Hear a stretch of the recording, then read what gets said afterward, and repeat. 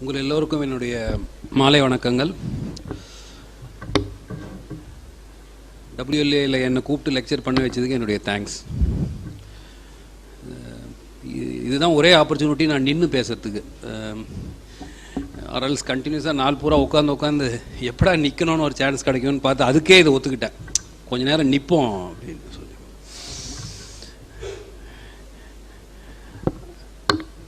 So welcome to all the future judges.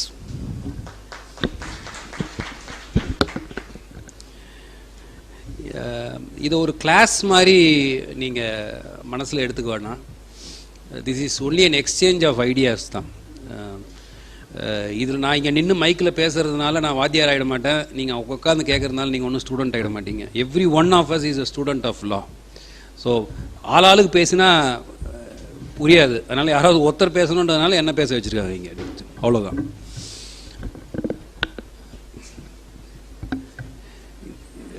இந்த ஒரு வாக்கியம் ஒன்று உண்டு, சித்திரமும் கைப்பழக்கம் செந்தமிழும் நாப்பழக்கம், வைத்ததொரு கல்வி மனப்பழக்கம்னு ஒன்று வரும்.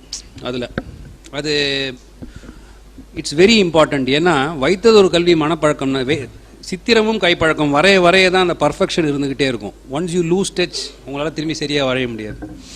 தமிழை பேச பேச தான் தமிழ் பேச முடியும், இல்லை தமிழ் தான் பேச முடியும். தமிழ் பேசலாம். அதே மாதிரி கல்வியை பொறுத்த வரைக்கும் அதை டெய்லி அபியாசம் பண்ணிக்கிட்டே இருக்கணும். நம்மளை ஃபைன் டியூன் பண்ணிக்கிட்டே இருந்ததுனா தான் அது நிற்கும் நம்மக்கிட்ட. ரொம்ப சில பேருக்கு அபரீதமாக அவங்களுக்கு நேச்சுரலாகவே அந்த ஒரு எபிலிட்டி இருக்குது. எதையாவது ஒன்று அப்படி பார்த்து படித்தாங்கன்னாக்கா வாழ்க்கை பூரா ஞாபகம் வச்சுக்கிறாங்க. நான் அந்த கேட்டகரி இல்லை. அதனால் நான் எனக்கு திரும்பி படிக்கணும், ப்ரிப்பேர் பண்ணணும். I belong to that category. ஏதோ வாழ்க்கையில் இவ்வளோ தூரம் வந்திருக்கேன்னா அதுதான் என்னை ஹெல்ப் பண்ணியிருக்கு. எப்போ பார்த்தாலும் இருக்கிறத எடுத்து படித்து நம்மளை நாமளே ஃபைன் டியூன் பண்ணிக்கிட்டு அப்டேட் பண்ணிக்கிட்டு அந்த ஒரு காதலை வளர்த்துக்கிட்டு, அது ரொம்ப முக்கியம். இந்த இன்ஸ்டிடியூஷன் மேலே நீங்கள் காதலை வளர்க்கலை அப்படின்னு சொன்னால், இதை நீங்கள் ஒரு வேலை மாதிரி பார்க்க ஆரம்பிச்சிங்க அப்படின்னா this is not your profession. This is not your profession. Judge ஆகும்போதே அப்படி தான் யோசிச்சு ஜட்ஜ் ஆனேன் நான். I had a very good practice on all sides. But I decided that it is I am being called. So அதனால not everyone is called to become a judge. Therefore there is something which is asking me to do my job. After becoming a judge, நீங்க ஜட்ஜுடைய ரூமுக்குள்ள ஒரு 2 hours இருந்து பார்த்தா தெரியும் அது என்ன அதுன்னு சொல்லி. வெளியிலேருந்து பார்க்கறதுக்குலாம் நல்லா தான் உசு இந்த கும்பிடுறதுலாம் நல்லா இருக்கும் பார்க்கறதுக்கு. But it's a real tough job if you look at it as a work. வேலையா பார்த்தா டஃப், வேலையா பார்த்தா இரிட்டேஷன் வந்துடும். ஏன்னா நம்ம இப்படி நிமிர்ந்து பார்க்கும்போது 20 பண்டில் 30 பண்டில் 40 பண்டில் வந்துக்கிட்டே இருக்கும். அது ப்ளஸ் எந்த ஜட்ஜ் நிறைய வேலை செய்கிறாங்களோ அவங்க கழுத மாதிரி பொதி போட்டுக்கிட்டே இருப்பாங்க. அது எல்லா இடத்துலையும் நடக்கிறது தான். ஜட்ஜாக இருந்தாலும் சரி, ஸ்டூடெண்ட்டாக இருந்தாலும் சரி, யார் நிறைய சுமக்கிறதுக்கு தயாராக இருக்காங்களோ அவன் மேலே மூட்டையை ஏற்றிக்கிட்டே இருப்பாங்க. But then I am happily doing this. அதில் ஒன்றும் I have no regrets at all. So ப்ளீடிங்ஸை எதுக்கு நான் முக்கியமாக எடுத்துக்கிட்டேன் அப்படின்னு சொன்னால், இந்த ப்ளீடிங்ஸ் அப்படின்ற அந்த ஹோல் ஆர்ட் அழிஞ்சுக்கிட்டே வருது. It is dying. ப்ளீடிங்ஸ்ன்ற ஆர்ட் அழியறதுக்கு 2 காரணம் நான் சொல்லுவேன். முதல் காரணம், சீனியர் ஜூனியர் அப்படின்ற அந்த ஒரு ரிலேஷன்ஷிப்பு வைடன் ஆகிட்டே போகுது. சீனியர் ஜூனியர்ன்ற ரிலேஷன்ஷிப் இந்த ப்ரொஃபஷனில் ரொம்ப முக்கியம். ஏன் முக்கியம்னா, எவ்வளவு தான் நம்ம லா காலேஜில் படிச்சிருந்தாலும் கோர்ட்டுக்குள்ளே நம்மளை நிற்க வைக்கும்பொழுது ஒன்றுமே புரியாது. ப்ரொசீடிங்ஸ் ஒன்றுமே புரியாது. என்ன பேசுகிறாங்க, என்ன ஜட்ஜ் ஏதோ சொல்கிறாரு, இவர் ஏதோ சொல்கிறாரு, பெஞ்ச் கிளர்க் ஏதோ எடுத்து கொடுக்குறாரு, சினிமாவில் இருக்கிற மாதிரி இருக்கும்னு நினச்சோமே, இங்கே வேறு மாதிரி ஏதோ நடந்துகிட்ருக்கு. கன்ஃபியூஷன், ஒன்றுமே புரியாது. So therefore you will be left in C. ஒன்றுமே புரியாமல் நிற்போம். அங்கே நம்மளை கையை பிடிச்சிக்கிட்டு வழிகாட்டிக்கிட்டு போகிறவர் தான் அந்த சீனியர். எந்த புஸ்தகத்தில் படித்தாலும் சீனியர்னுடைய ஹெல்ப் இல்லாமல் நம்மளால் பெரிய லெவலில் மேலே வர முடியாதுன்றது என்னுடைய ரொம்ப பர்சனல் ஒப்பீனியன் இது. ஏன்னா கோர்ட் கிராஃப்ட் எப்படி கோர்ட்டில் ப்ரெசென்ட் பண்ணணும், எப்படி ஜட்ஜுக்கு ஏற்ற மாதிரி ஒரே விஷயத்தை ப்ரெசென்ட் பண்ணணும், எந்தெந்த விஷயத்தை பேசணும், எதெல்லாம் பேசக்கூடாது, எப்போ நிறுத்தணும், எப்போ பேசணும், இது எதுவுமே புஸ்தகத்தில் படித்து தெரிஞ்சுக்க முடியாது. இது நம்ம சீனியர் கூடயே இருந்து அவரை கவனிச்சுக்கிட்டே இருந்தால் தான். சீனியர்னு நான் சொல்லும்பொழுது நம்மளுடைய சீனியர். அதை தவிர senior advocates who are all appearing in court, அவங்க என்ன பண்ணுறாங்க கோர்ட்டில், எப்படி பண்ணுறாங்க அப்படின்றத பார்க்குறோம். ஸோ என்ன ஆகும்னா, இந்த சீனியர் ஜூனியர் ரிலேஷன்ஷிப் இருக்கும்பொழுது ப்ளீடிங்ஸை வந்து ஜென்ரலாக அவங்க டிக்டேட் பண்ணுவாங்க, நம்ம கையில் எழுதுவோம். பழைய அட்வொகேட்ஸ் எல்லாருக்கும் இது தெரியும். அப்படி தான் ப்ராக்டிஸே, கையில் எழுதுவோம், பேப்பராக போயிட்டே இருக்கும். இன்றைக்கி கூட எனக்கு ஸ்டெனோ இல்லாட்டனாக்கா பேப்பரில் எடுத்து ஜட்மெண்ட் எழுதிடுவேன், அப்புறம் டைப் பண்ணி கொடுத்துருவேன். அந்த அளவுக்கு நான் எழுதியிருக்கேன். எழுதுறதே தான். I am sure Anandavalli is also like that. இது என்ன ஆகும்னாக்கா, நீங்கள் வந்து ஒரு விஷயத்தை பேசும்பொழுது எவ்வளவு அட்டென்ஷன் இருக்கோ அதை விட 10 மடங்கு அட்டென்ஷன் நீங்கள் எழுதும்பொழுது இருக்கும். உங்களுடைய best of things, best of output எல்லாம் நீங்கள் பார்த்தீங்கன்னா பேசுகிறத விட எழுதும்பொழுது தான் நிறைய வரும். அந்த போயமாக இருக்கட்டும், இல்லை ஆர்ட்டாக இருக்கட்டும், எதுவுமே எடுத்து ப்ரெசென்ட் பண்ணும்பொழுது தான் you get synced with it. So pleading அப்படி தான் இருந்தது. அதனால் அந்த ப்ளீடிங்கை வந்து எப்படி ஸ்ட்ரக்சர் பண்ணணும், ஒரு ப்ளீடிங்கில் என்ன எழுதணும், என்ன எழுதக்கூடாது, இது எல்லாமே எவ்வளவு தான் ப்ரொவிஷனில் கொடுத்துருந்தாலும்னாலே கூட எழுதினா தான் வரும். மேக்ஸ் நீங்கள் எவ்வளவு தான் இப்படியே தூரத்துலேருந்து எட்டி பார்த்தாலும் கணக்கை போட்டால் தான் உங்களால் வந்து போட முடியும். அதனால தான் நான் வந்து கணக்கு பக்கமே போகல. I had an allergy because of this. I thought I know, but அது போடும்போது தப்பாகிடும், அது ப்ராப்ளம் ஆகிடும். ஸோ அதனால் அதே மாதிரி தான் இந்த இந்த இந்த ஸ்கில் ஆஃப் டிராஃப்டிங் அப்படின்றது. So first reason is that senior junior அப்படின்ற அந்த ஒரு ரிலேஷன்ஷிப் வந்து unfortunately I see it to be coming down, dying. Please try to revive it. அது there is no escape route for that. உங்களுக்கு எல்லாம் தெரிஞ்ச மாதிரிலாம் இருக்கும். கோர்ட்டில் போய் பார்க்கும்பொழுது ஜட்ஜை எப்படி அப்ரோச் பண்ணுறதுன்றதை வந்து எந்த புத்தகத்துலேருந்து படிப்பீங்க? அப்ரோச்னா சேம்பருக்கு வந்து பேசுறது இல்லை. அப்ரோச்னா type of judge, what is that he will entertain, what is that he will ask, எந்த பாயிண்ட்டை சொன்னால் அவர்கிட்ட போய் ரீச் ஆகும், இதெல்லாம் தான் ஆர்ட். அதே மாதிரி என்ன எழுதணும், ஒரு அஃபிடவிட்டில் என்ன எழுதணும், ஒரு பெட்டிஷனில் என்ன எழுதணும், ஒரு பிளெயின்ட்டில் என்ன எழுதணும், இதை வந்து ஒரு சீனியர் ஜூனியர் ரிலேஷன்ஷிப் இருந்தால் தான் எடுத்துகிட்டு வர முடியும். Second, cut paste, copy paste. This is killing pleadings. Cut paste, copy paste, இதுலேருந்து இது வரைக்கும் எடுத்து ஒட்டு, அதுலேருந்து எடுத்து ஒட்டு, எடுத்து ஒட்டி சம்மந்தம் இல்லாமல் கால் இருக்கிற இடத்துல தலை இருக்கும், தலை இருக்கிற இடத்துல கை இருக்கும். This is happening. ஸோ என்ன ஆயிடுச்சுன்னா, இப்போ ப்ளீடிங்ஸ் அப்படின்னு எழுதுறதுக்கு ஏதோ ஒரு பிளெயின்ட்டில் இருக்கிறது அதுலேருந்து இதை போடு, இதுலேருந்து அதை போடு, இதுலேருந்து போடு, அதுக்கப்புறமா ஏதோ ஒன்று எடுத்து ப்ளீடிங்ஸ் முடிஞ்சு போச்சு. And everything is being done on a typewriter, meaning computer or a pad or whatever. நீங்கள் எந்த மீடியமில் பண்ணுறீங்கன்றது முக்கியம் இல்லை. இப்போ ஃபார் இன்ஸ்டன்ஸ் எனக்கு வந்து நான் கையில் பேட்லாம் வச்சிருக்கிறதுனால நான் பெரிய டெக்னோக்ராட்லாம் ஒன்றும் கிடையாது. I have my own limitations on my part. அதை மீறி இந்த நாள் வரைக்கும் என்னால் வந்து ஜேர்னலில் புஸ்தகத்தில் தான் படிக்க முடியும். எதையாவது ஒன்று எழுதணும் அப்படின்னு சொன்னால் என்னால் எழுத தான் முடியும், வழியாக டைப் பண்ண முடியும். எனக்கு டைப்பிங்லாம் தெரியும், நான் லோயர்லாம் பாஸ் பண்ணியிருக்கேன். பட் முடியாது. There is a sort of brain connection which prevents me from doing it. But it all depends on what you are used to. நீங்கள் இதுக்கு பழக்கப்படுத்திக்கிட்டீங்க. ஸோ தேர்ஃபோர் நீங்கள் என்ன மீடியம் யூஸ் பண்ணுறீங்கன்றது முக்கியம் இல்லை. You must apply your mind for every thing. Before the so-and-so court at Madurai, original jurisdiction, OS number so-and-so of 2019.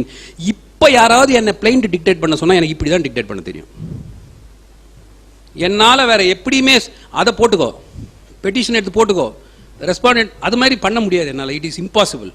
இந்த நாள் வரைக்கும் ஒரே ஒன்று, நம்ம காஸ்டைட்லையும் டிக்டேட் பண்ணால் ஸ்டெனோஸ் என்னை பார்த்து சிரிப்பாங்கன்றதுலாம் நான் பண்ணுறது இல்லை. அதை that is why if you look at me, starting wordலேருந்து எண்டிங் வேர்டு வரைக்கும் என்னுடைய வேர்ட்ஸ் தான் இருக்கும் என் ஆர்டரில். வேற எதுவுமே ஒட்டுறது பண்ணுறதெல்லாம் ஒன்றுமே இருக்காது. அதுலேருந்து பார்த்து போட்டுக்கோங்க, அந்த பழக்கமே கிடையாது. இது எதுலேருந்து வந்தது அப்படின்னு சொன்னால் இந்த ப்ளீடிங்ஸ் எழுதி வந்த ஒரு பழக்கம் தான். அதனால் இதை நீங்கள் மனசில் வச்சுக்கணும். இந்த ப்ளீடிங்ஸை வந்து நீங்கள் ஸ்பெஷலைஸ் பண்ணணும் ஆர் ஃபைன் டியூன் பண்ணணும்னா வைத்தது ஒரு கல்வி, மனப்பழக்கம், அதை மனசில் வச்சுக்கோங்க எப்போவுமே. அது இல்லை அப்படின்னு சொன்னால் நீங்கள் பார்க்குறதுக்கு ஈஸியாக தான் இருக்கும், பட் ஒரு மணி சூட்டு கூட உங்களால் எழுத முடியாது. டிக்ளரேஷன் சூட்லாம் விட்டுடுங்க, money suit recovery of money based ஆன ப்ராமிசரி நோட் உங்களால் எழுத முடியாது. எழுதி பழக்குனா தான் வரும். எப்படி அந்த ஃபார்மேட்டிங் இருக்கணும், எப்படி அந்த ஃப்ளோ இருக்கணும்ன்றது ஒரு ஜட்ஜாக ஆன பிறகு நீங்கள் ஒரு ஆர்டரை டிக்டேட் பண்ணும்பொழுது அந்த ஃபார்மேட் உங்கள் மனசில் பதிஞ்சாதான் உங்களால் டிக்டேட் பண்ண முடியும். இல்லைன்னா இஷ்டத்துக்கு இங்கேருந்து ஒன்று அங்கேருந்து ஒன்று டிக்டேட் பண்ணி இருக்கிறவங்க எல்லாரையும் கன்ஃபியூஸ் பண்ணிடலாம். அதனால் இப்போலேருந்தே நீங்கள் அந்த பழக்கத்தை ஏற்படுத்தணுன்றதுனால தான் நான் ஃபஸ்ட்டு கிளாஸ் இவங்க கூப்பிட்ட பொழுது ப்ளீடிங்ஸ் வச்சுக்கலான்னு சொன்னேன். நான் இன்ஸ்டன்டேனியஸாக சொன்னேன். அதை ஐ செட் ப்ளீடிங்ஸ் வச்சுப்போம் அப்படின்னு சொன்னேன். ஏன்னா ஃபவுண்டேஷனே இல்லாமல் நம்ம எவ்வளோ பெரிய பில்டிங் கட்டினாலும் பில்டிங் கீழே விழுந்துடும், அந்த வடிவேலு ஜோக் மாதிரி. ஸோ அதனால் ப்ளீடிங்ஸில் if you are not strong you can do nothing about. அப்படி ஃப்ளவரியாக பேசலாம், என்ன தான் பேசினாலும் கட்சியில் வந்து நீங்கள் ஃபவுண்டேஷன் எவ்வளோ நிறுத்திருக்கீங்கன்றது முக்கியம். ஒன்று. அடுத்தது இது ரெண்டுத்தை தவிர இன்னொரு முக்கியமான விஷயம் என்னென்னா, சிவில் லா இல்லை ப்ராக்டிஸ் பண்ணுறவங்களால எந்த பிரான்ச் ஆஃப் லாவையும் அடாப்ட் பண்ணிக்கலாம். எந்த பிரான்ச் ஆஃப் லா வேணால் அடாப்ட் பண்ணலாம். I will take another 1 hour. Any branch of law. ஏன்னா நான் நேராக ஆர்டர் 6 தூங்கிடுவீங்க. So I thought I should prepare you for this. So if you start practicing on the civil law you can adapt any law. For instance, I have been sitting in the criminal side for more than a year now. There are many judges who think that I am a specialist in criminal law. No, I am a civil lawyer basically. நான் civil law side தான் practice பண்ணேன். At a later point of time I switched to first generation lawyer. என்ன case வருதோ அதுதானே பண்ணணும், நம்ம சூஸ்லாம் பண்ண முடியாது. இல்லை, நம்ம என்ன கேஸ் வருதோ அதை எடுத்து தான் ஆர்கியூ பண்ணி ஆகணும். அதனால் it happened that way. ஏன் அப்படின்னா, ஏன்னா மற்ற எல்லா ஃபீல்ட்லையும் ரிட் பெட்டிஷன்ஸ் எடுத்துக்கோங்க, ஆர் கிரிமினல் லா எடுத்துக்கோங்க, அங்கே அவங்க போலீஸினுடைய இன்வெஸ்டிகேஷனையோ இல்லை ஒரு அத்தாரிட்டி பாஸ் பண்ணின ஆர்டரையோ எங்கே ஓட்ட இருக்குன்றது தான் இம்பார்ட்டன்ட். அதில் வேர் தே வென்ட் ராங்ன்றது தான் இம்பார்ட்டன்ட். உங்களுக்கு ஃபவுண்டேஷன் பில்டப் பண்ணுற வேண்டிய வேலையே இல்லை. ஃபவுண்டேஷனை in a criminal case is done by the police. In other cases it is done by the concerned authorities. And அந்த ஃபவுண்டேஷனில் என்ன ப்ராப்ளம் இருக்குன்னு டெவலப் தான் நீங்கள் பண்ணுவீங்க. ஆனால் சிவிலை பொறுத்த வரைக்கும் ஒரு ஒன்றுமே தெரியாத ஒரு கிராமத்தால் நம்ம நேரம் வந்து உட்கார்ந்த உடனே அவன்கிட்டேருந்து எல்லா விவரத்தையும் வாங்கி ஒரு பிளெயிண்ட் டிராஃப்ட் பண்ணுறதுனுடைய திருப்தி வேறு எதுக்குமே வராது. ஒரு கிராமத்து ஆளால் வந்து கோஜென்ட்டாலாம் சொல்ல முடியாது. இப்படி எடுத்து சொல்லுவான், அப்படி எடுத்து கடைசி இதை ஃபஸ்ட்டு சொல்லுவான், நடுவில் சொல்லுவான். இதெல்லாம் எக்ஸ்பீரியன்ஸ் பண்ணிக்கிட்டே இருக்கணும். அப்போ தான். ஸோ ஃபவுண்டேஷன் எங்கே வருது? First you here what the client is telling you. First client உங்கள்கிட்ட சொல்கிறான், ஐயா எனக்கு தான் ப்ராப்ளம் அப்படின்னு சொல்லுவான். ஃபஸ்ட்டு கொஞ்சம் கொஞ்சமாக அவன்கிட்டேருந்து வாங்கணும். இது என்ன, எங்கே போச்சு, இதுக்கான டாக்குமெண்ட் எங்கே வச்சுருக்க. அந்த டாக்குமெண்ட்டினுடைய முக்கியத்துவமே தெரியாமல் ஆறாக மடித்து படுக்கைக்கு கீழே வச்சுருப்பான். அது பார்த்தா original title deed of the year 1920 இருக்கும். அதனால் அதெல்லாம் வாங்கி ஒரு பிளெயிண்ட்டை பூரா எழுதி அதில் காஸ் ஆஃப் ஆக்ஷன், ரிலீஃப், தேவையான ஃபேக்ட்ஸ் எல்லாத்தையும் கொலேட் பண்ணி ஃபைல் பண்ணி அது சூட்டாக வந்து அந்த சூட்டை ஃபர்தராக அவன் டிஃபெண்டன்ட் வந்து பதில் சொல்லி அதை ஒரு இஷ்யூவாக ஃப்ரேம் ஆகி அது ஒரு ட்ரையல் ஆகி ட்ரையலுக்கு அப்புறமா ஜட்ஜ்மெண்ட் ஆகிட்டு வரும்பொழுது நீங்கள் பார்த்தீங்கன்னாக்கா you would have been in every inch of that proceeding. Correct தானே? அந்த ப்ரொசீடிங்ஸ்னுடைய ஒரு இன்ச்சிலையும் இருந்திருப்பீங்க. கிளையண்ட்டுக்கிட்ட பேச ஆரம்பித்ததுலேருந்து ஜட்ஜ்மெண்ட் டெலிவர் பண்ணுற நாள் வரைக்கும் நீங்கள் இருந்திருப்பீங்க. ஆனால் வேற எந்த ப்ரொசீடிங்கும் அது மாதிரி கிடையாது. வேற எல்லா ப்ரொசீடிங்லையும் நம்ம நடுவில் தான் வருவோம். நம்ம நடுவில் வந்துட்டு கடைசி வரைக்கும் இருந்துட்டு போயிடுவோம், அவ்வளோதான். ஸோ ஏன் இதை நான் எதுக்கு சொல்ல வந்தேன்னா, சிவில் ப்ளீடிங்ஸ், சிவில் லாவில் நல்ல தரோவாக ப்ராக்டிஸ் பண்ணிங்கன்னா your brain adapts it so well that you can go into anything. Constitution Parasaran, K Parasaran இருந்தார், senior advocate. K Parasaran sir வந்து ஹிஸ் பேசிக் இது வந்து civil law. He is a civil lawyer basically. அப்புறம் என்னென்னலாம் லெவலுக்கெல்லாம் reach ஆனார் அவர். Solicitor general, attorney general, அவர் ஆர்கியூ பண்ணாத ஏரியாவே கிடையாது. He was not trained from the beginning for that. He was trained only as a civil lawyer, but he reached all branches of law. அதனால தான் சிவில் லா தெரிஞ்சவங்க எல்லாருக்கும் ஒரு தனி மரியாதை ஆக்சுவலாக இருந்தது. ஸோ இந்த பேக்ரவுண்ட் இப்போ மனசில் வச்சுக்கிட்டு இது நீங்கள் எக்ஸாம் எழுதுங்க, எக்ஸாம் கிளியர் பண்ணலாம், எக்ஸாம் கிளியர் பண்ணாலும் போகலாம், அதெல்லாம் முக்கியம் கிடையாது நம்மளுக்கு. இப்போ நம்ம இந்த ப்ரொஃபஷனில் அந்த சைட்லையோ இந்த சைட்லையோ இருக்கணும்னு தீர்மானிச்சிட்டோம். ஒன்றில் ஜட்ஜாக இருக்கணும், இல்லை அட்வொகேட்டாக இருக்கணும். யாரும் யாருக்கும் பெரிய சுப்பீரியர் ஒன்றும் கிடையாது. எல்லாம் both are two sides of the same coin. எது முக்கியம்னா இந்த இன்ஸ்டிடியூஷன் முக்கியம். இன்ஸ்டிடியூஷனுடைய ஒரு பக்கம் அட்வொகேட்ஸு, இன்னொரு பக்கம் ஜட்ஜஸ், அவ்வளோதான். இதில் யாரும் யாருக்கும் சுப்பீரியர் கிடையவே கிடையாது. அதை நீங்கள் மனசில் வச்சுக்கோங்க. அதனால் இந்த கிளாஸுக்கு அப்புறமாவும் கூட எக்ஸாம் எழுதுறீங்க, you are not able to clear, no problem. உங்களுடைய ப்ராக்டிஸ்க்கு அது உங்களுக்கு யூஸாக இருக்கும். நீங்கள் உங்களை நீங்களே மேம்படுத்திக்கிறதுக்கு உங்களுக்கு ரொம்ப யூஸ்ஃபுல்லாக இருக்கும். அதனால் இதை வந்து வின்வின் சிச்சுவேஷன் வாங்க. இதை லூஸ் பண்ணுறதுக்கு ஒன்றுமே இல்லை. வின்வின் சிச்சுவேஷன்னா whether if you get the post of a judge, you win. If you don't get the post of a judge, you again win. How do you win? By increasing your knowledge and increasing the quality of your output as an advocate. So அதனால் இந்த மாதிரி classes எல்லாமே எது முக்கியம்னா, நம்மளுக்கு தெரியும் நினச்சிக்கிட்டே வந்தோம்னா உங்களால் எதுவுமே கேட்கவே முடியாது, உள்ளே போகாது ஒன்றுமே. டம்ளர் ஃபுல்லாக இருந்தால் தண்ணி ரொப்பவே முடியாது. அதில் நீங்கள் வரும்போது எல்லாத்தையும் கைட்டி வச்சுட்டு வந்துடணும். எனக்கு எதுவும் தெரியாது அப்படின்னு வரணும். ஈகோ திமிரு இருந்ததுன்னா தான் எதுவுமே உள்ளே போகாது. எனக்கு தெரியாது, நான் ஃப்ரெஷ்ஷாக கேட்க வரேன் அப்படின்னு வந்தீங்கன்னா ஒரு 4 விஷயம் புதுசாக உள்ளே போயிடும். அது எந்த மாதிரியான கிளாஸாக இருந்தாலும் you will find at least 2-3 new things going. நேற்றுக்கு ஜஸ்டிஸ் ஜிஆர் சுவாமிநாதன் பேசும்பொழுது யூஎஸ் கான்ஸ்டிடியூஷன்லேயே வந்து பெயிலை பொறுத்த வரைக்கும் அப்படி ஒரு ஆர்டிகல் இருக்குன்னு எனக்கு தெரியவே தெரியாது. So I learnt one thing new. You have to look at all lectures, classes, அந்த ஆங்கிளில் தான் நீங்கள் பார்க்கணும். அதுதான் முக்கியம். நீங்கள் எதை கேட்டாலும் டைம் ஸ்பெண்ட் பண்ணி உங்களை ஃபோக்கஸ் பண்ணி ஒரு 5-6 மணிக்கு மேலே உட்காந்து இதை கேட்குறதுன்னு சொன்னாலே first is your interest. Second is you are doing this only to fine tune yourself, only to develop yourself. இது எல்லாம் கொஞ்சம் கொஞ்சமாக accumulate ஆகி it will give you a lot of turnover in future, either as a judge or as an advocate. Now we will get into the pleadings na என்னன்றது Order 6 Rule 1 says that pleadings will mean plaint or written statement. இது ரெண்டுக்கு பேர் தான் pleadings இன் பேர். plaint or written statement. It is clear under Order 6 Rule 1. ஒரு the object and purpose of pleadings அப்படின்றத நீங்க தெரிஞ்சுக்கணும்னா there is only one judgment which I would consider is a classical judgment of Justice Ravindran. அந்த ஒரே ஒரு judgment படிச்சீங்கன்னாக்கா pleading உடைய importance என்னன்றது தெரியும். அது வந்து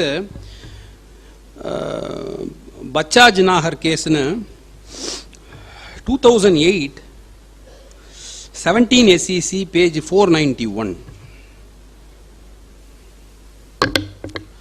2008 14 SEC, sorry 2008 17 SEC 491. இதில் ஒரு இன் பிரீஃப் என்ன சொல்லுவார்னா, ப்ளீடிங்ஸ்னுடைய ஒரு purpose is to intimate the other side as to what he has to meet in a case. What is that I have to meet? இந்த கேஸில் நான் என்ன which issue should I meet அப்படின்றத எதிர் சைடுக்கு தெளிவாக தெரிவிக்கணும். இது ஒரு பர்பஸ் ஆஃப் ப்ளீடிங். ரெண்டாவது, in order to enable the court to determine what issues will have to be framed for the court to decide the case. ப்ளீடிங்ஸில் எப்படி வேணால் நிறையா இருக்கலாம், 20 பேஜ் 25 பேஜ் ப்ளீடிங் இருக்கலாம். ஆனால் அதிலிருந்து அந்த சக்கையை எடுத்து இஷ்யூஸ் இது தான் 1 2 3 ஆர்டர் 14 இஷ்யூஸ் ஃப்ரேம் பண்ணுறாங்க பாரு. Therefore 2 is it will enable the court to take that the crux of the pleadings and frame it as a issue. அப்புறம் litigants who are coming into the box in a court trial போது வரவங்க ப்ளீடிங்கை ஒட்டி தான் பேச முடியும். ப்ளீடிங்லேருந்து வெளியில் போய் பேச முடியாது, கதையெல்லாம் பேச முடியாது. அங்கே போயிட்டு ப்ளீடிங்கை ஒட்டி தான் பேச முடியும். ப்ளீடிங்க்கு ஒத்து போகிற மாதிரி தான் எவிடன்ஸ் இருக்கணும். அதனால் ட்ரையல் சமயத்தில் அந்த ப்ளீடிங்ஸை பொறுத்த வரைக்கும் வந்து தெளிவாக இருந்ததுனா தான் எவிடன்ஸும் தெளிவாக இருக்கும், இன் லைன் வித் இட். அப்படி இல்லாட்டினா எவ்வளவு தெளிவான எவிடன்ஸ் இருந்தாலும் if it is not in line with the pleadings there is no use. So இதெல்லாம் தான் fundamentals of the object and purpose of ப்ளீடிங்ஸ்னு அந்த ஜட்ஜ்மெண்ட்டில் பார்ப்பீங்க. It's a wonderful judgment by justice Ravindran. whenever you get time, please go through it. Then அடுத்த important, ப்ளீடிங்கில் என்ன இருக்கணும்? ப்ளீடிங்கில் என்ன இருக்கணும்? ப்ளீடிங்கில் what is required to be pleaded is only a fact and not law. law எழுத வேண்டிய அவசியமே இல்லை, பிளெயின்ட்லியோ ரிட்டன் ஸ்டேட்மெண்ட்லியோ. அதுக்கு ஃபேக்டா ப்ரொபண்டா, ஃபேக்டா ப்ரொபன்ஷியான்னு 2 வேர்டு கொடுத்துருப்பாங்க. Facta probanda, facta probantia. Facta ப்ரொபண்டானா fact required to be proved, material facts that required to be stated in a pleading, the facta probanda. Facta probantia na which are to be proved by evidence. So therefore law எழுத வேண்டிய அவசியம் இல்லை, நீங்க evidence மூலமா எப்படி அதை prove பண்ண போறீங்கன்றதையும் எழுத வேண்டிய அவசியம் இல்லை. ப்ளீடிங்ஸ்ல நீங்க சொல்ல வேண்டியது ஃபேக்ட் மாத்திரம்தான். லாவை அப்ளை பண்ணி ஜட்ஜ்மெண்ட் எழுத வேண்டிய வேலை கோர்ட்டோட வேலை. அதனால நீங்க ப்ளீடிங் எழுதும்பொழுது அட்வொகேட் என்ற தொப்பியை கழட்டி வச்சுட்டு கிளையண்ட் என்ற தொப்பி எடுத்து மாட்டணும். நீங்க பாட்டுக்கு உங்க வாயில வரதெல்லாம் ஸ்டைலா எழுதிட்டீங்கன்னா பாக்ஸில் குறுக்கு விசாரணையில் அதை பார்த்து கேட்டால் அவருக்கு ஒன்றுமே புரியாது, என்ன எழுதியிருக்காருன்னே புரியாது. ஜென்ரலாகவே ப்ளீடிங்ஸை வந்து பார்ட்டிக்கு தெரிஞ்ச மொழியில் எழுதுறது நல்லது. அப்படி எழுதலைன்னாலும் என்ன அதில் இருக்குன்றத முன்னாடியே பார்ட்டிக்கு நம்ம சொல்கிறது நல்லது. அப்படி சொல்லணும்னா நீங்கள் பம்பாஸ்டிக்காலாம் எழுதினீங்கன்னா சரியாக வராது. நான் கிருஷ்ணய்யர் மாதிரி எழுதுனா பிரயோஜனப்படாது. நீங்கள் ப்ளீடிங் மாதிரி தான் எழுதணும், வெறும் ஃபேக்ட் தான் எழுதணும். ப்ளீடிங்கில் சட்டம்லாம் உள்ளே எழுதக்கூடாது. அது மாதிரி எந்த எவிடன்ஸ் வச்சு நீங்கள் ப்ரூவ் பண்ண போறீங்கன்றது எழுத வேண்டிய அவசியம் கிடையாது. என்ன முக்கியம்னா ஃபேக்ட், இதெல்லாம் தான் ஃபேக்ட் அப்படின்னு எழுதுறது தான். So that is the purpose under that is order 6 Rule 2(1) of CPC. That's what it is saying. Then இதுக்கு ஒரு ஜட்ஜ்மெண்ட் ஒன்று இருக்கு சுப்ரீம் கோர்ட்டுக்கு, வீரேந்திரநாத் கௌதம் கேஸ்னு, 2007 3 SEC page 617.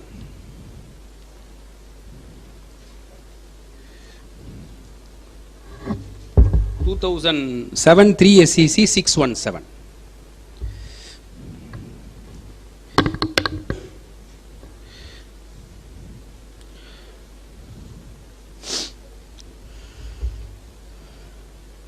நீங்கள் சிபிசி எடுத்துகிட்டு வந்திருக்கீங்களா? It will be more easier. கோர்ட்டில் தான் எடுத்துன்னு வரது, இங்கெல்லாம் எடுத்துகிட்டு வரீங்களா? எஸ்.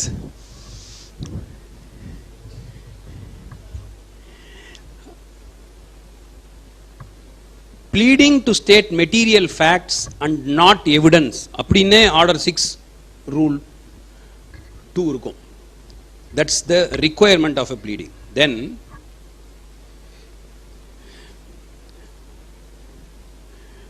ஒரு ரீடிங் ஆஃப் வேரியஸ் ஜட்ஜ்மெண்ட்ஸ், நான் என்ன பண்ணேன்னா நிறைய ஜட்ஜ்மெண்ட் உங்களுக்கு கொடுத்தா கன்ஃபியூஸ் ஆகிடும்ன்றதுனால நான் எல்லா ஜட்ஜ்மெண்ட்லையும் இருக்கிற க்ரக்ஸை எடுத்திருக்கேன். க்ரக்ஸை எடுத்துட்டு ப்ளீடிங்கை பொறுத்த வரைக்கும் இதெல்லாம் நீங்கள் வந்து தாரக மந்திரமாக எடுத்துக்கலாம், ஃபண்டமெண்டல்ஸாக எடுத்துக்கலாம்.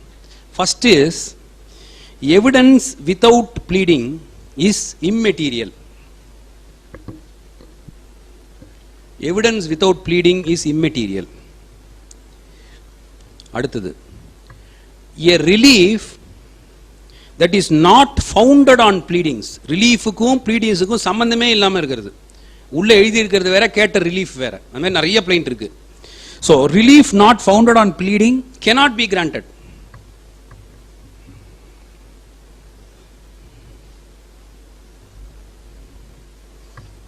Next, evidence which is not in line. இது மூணாவது. முதல்து எவிடன்ஸ் வித்தவுட் ப்ளீடிங் சொன்னேன், இது அதனுடைய development. Evidence which is not in line with the pleading. cannot be looked into or relied upon. இது ரொம்ப முக்கியம். அது ஒரு கேஸ்ல என்ன ஆகுது, இதை எக்ஸ்பிளைன் பண்ணா உங்களுக்கு புரியும். ஒரு கேஸ்ல என்ன ஆகுது, title suit, declaration of title சூட்ல பிளைண்ட் எழுதுறாங்க. பிளைண்ட் எழுதும்போது டிரைவ் பண்ணும்போது, டைட்டில் டிரைவ் பண்ணும்போது ரெண்டு முக்கியமான டாக்குமெண்ட் எதுல இருந்து டைட்டில் டிரைவ் ஆகுதோ அதை மென்ஷன் பண்ணல. எதுல? ப்ளீடிங்ல மென்ஷன் பண்ணல. எவிடன்ஸ்ல அந்த ரெண்டு டாக்குமெண்ட்டை மார்க் பண்றாங்க. இதான் நான் சொன்ன மூணாவது விஷயம், which is evidence not in line with the pleading. Pleading la it is not deriving the title from these two documents. Supreme Court in 2017 2 CTC page 678 rejected those two documents. எவ்வளவு dangerous ன்னு பாத்துக்கோங்க. That's why pleadings are very important னு சொல்றது. It rejected. இது யாரோட தப்பு? கிளையண்டினுடைய தப்பே இல்லை. கிளையண்ட்டுக்கு இதெல்லாம் ஒண்ணுமே தெரியாது.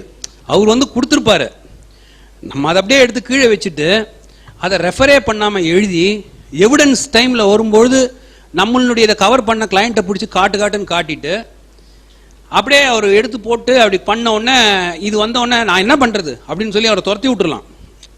But the issue is we are responsible for it. அதனாலதான் நம்மளுடைய ரெஸ்பான்ஸ், நம்ம கையால பைசா வாங்கிக்கிட்டு நம்மளை நம்பிக்கிட்டு ஒருத்தன் வரான், அவனுக்கு நம்மளால முடிஞ்ச எல்லா விஷயத்தையும் பண்ணித்தான் ஆகணும். அது நம்மளுடைய கடமை. அப்போ இந்த ஃபண்டமெண்டல் பிரின்சிபிள்ஸ் ஆஃப் லாவெல்லாம் நம்ம புரிஞ்சுக்காம வேலை செஞ்சோம்னா நம்ம கிட்ட அந்த பணம் ஒட்டாது. அந்த பணத்தினால நம்மளுக்கு எந்த நல்லதும் வராது. நான் கொஞ்சம் சொல்றது ரொம்ப ஹார்ஷா இருக்கும், பட் அதுதான் ட்ரூத். அதுதான் ட்ரூத். ஏன்னா somebody is handing over their life to you. அவனுக்கு இந்த ப்ராப்பர்ட்டி, அவனுடைய liberty, lots of things he is believing you and coming. நம்மளே சரியா எக்யூப் பண்ணிக்கல அப்படின்னு சொன்னாக்க, பில்டிங் வந்து சரியா கட்டல, கீழே விழுந்துச்சுன்னு இன்ஜினியருடைய சொக்காவை பிடிக்கிறோம்ல, ஈஸி நம்மளுக்கு சொக்காவை பிடிக்கிறது. அவரை அவன் சொக்காவை பிடிச்சா திருப்பி ஏன் உங்ககிட்ட ரெண்டு டாக்குமெண்ட்டை கொடுத்தான் எழுதும்பொழுது நீ அதை கோட்டை விட்ட, இப்போ எவிடன்ஸ்ல கொடுத்தானாக்கா it is not in line with the ப்ளீடிங்னு வருது, ரிஜெக்ட் பண்ணிட்டான், கேஸே போச்சு, சுப்ரீம் கோர்ட் வரைக்கும் போச்சுன்னா போச்சு. He loses title to the property. முடிஞ்சது. So therefore, the third principle is evidence not in line with the pleading cannot be looked into or relied upon. In the judgment பாருங்க 2017 2 CTC 678. அடுத்தது, a case not specifically pleaded, a case not specifically pleaded can be considered by the court where the pleadings in substance contains necessary averments. இது எப்படி புரிஞ்சுக்கிறது? Suit for specific performance இருக்கு. ஒரு example சொல்றேன். Suit for specific performance இருக்கு. Suit for specific பர்ஃபார்மன்ஸ்ல what is the fundamental of a suit for specific performance? If the plaintiff has to win a suit for specific performance, what is the first thing he has to establish? Readiness and willingness. Correct? Readiness and willingness. Section 16 of the Specific Relief Act says that. And the word இல்லன்னு வைங்க. ஜென்ரலா பிளைண்ட்ல அந்த word இருக்கணும். The plaintiff was always ready and willing to perform his part of the contract அப்படின்னு இருக்கணும். இப்போ நம்ம எழுதல அதை. ஆனா ஒரு பேராகிராஃப் ஃபுல்லா நான் வந்து இந்த அக்ரிமெண்ட் இந்த தேதியில போட்ட பிறகு, இவ்வளவு அட்வான்ஸ் பணம் கொடுத்த பிறகு, அந்த அக்ரிமெண்ட்டுக்கு ஏற்றபடி நான் இந்த பணத்தெல்லாம் அவர்கிட்ட கொடுத்துக்கிட்டு இருந்தேன், கடைசி இன்ஸ்டால்மெண்ட் வரும்பொழுது அவரை இந்தந்த தேதிக்கு நான் வந்து வர சொன்னேன், அதுக்கான லெட்டரில் இந்த லெட்டரில் போட்டேன், அவருக்கு கையிலையும் தயாராக பணத்தை வச்சுருந்தேன், ஆனால் ரெஜிஸ்ட்ரேஷன் பண்ணுற தேதி அன்னைக்கு அவர் வரலை அப்படின்னு எழுதியிருக்கீங்கன்னு வைங்க. ப்ளீடிங்கில் இந்த வேர்டை யூஸ் பண்ணல. எந்த வேர்டை யூஸ் பண்ணல? ரெடினஸ் அண்ட் வில்லிங்னஸ்ன்ற வேர்டை யூஸ் பண்ணல. ஆனால் இவ்வளோ எழுதியிருக்கீங்க. That is enough. That is enough. So, the fourth principle is that a case not specifically pleaded can be considered by the court where the pleadings in substance contains necessary averments. to make out a particular case. அடுத்தது a defect in pleadings. இது ரொம்ப முக்கியம். இது சில பேர் குழந்தைத்தனமா பண்றாங்க. அது defect in pleadingsனா கடகடன் பேப்பர் வாங்கி கையில எல்லாம் எழுதுறாங்க. You cannot do all that. Defect in pleadings, howsoever serious, howsoever minor it is, cannot be cured except by amendment in the pleadings. Pleadings amend பண்ணாம நீங்க எந்த டிஃபெக்ட்டையும் கியூர் பண்ண முடியாது.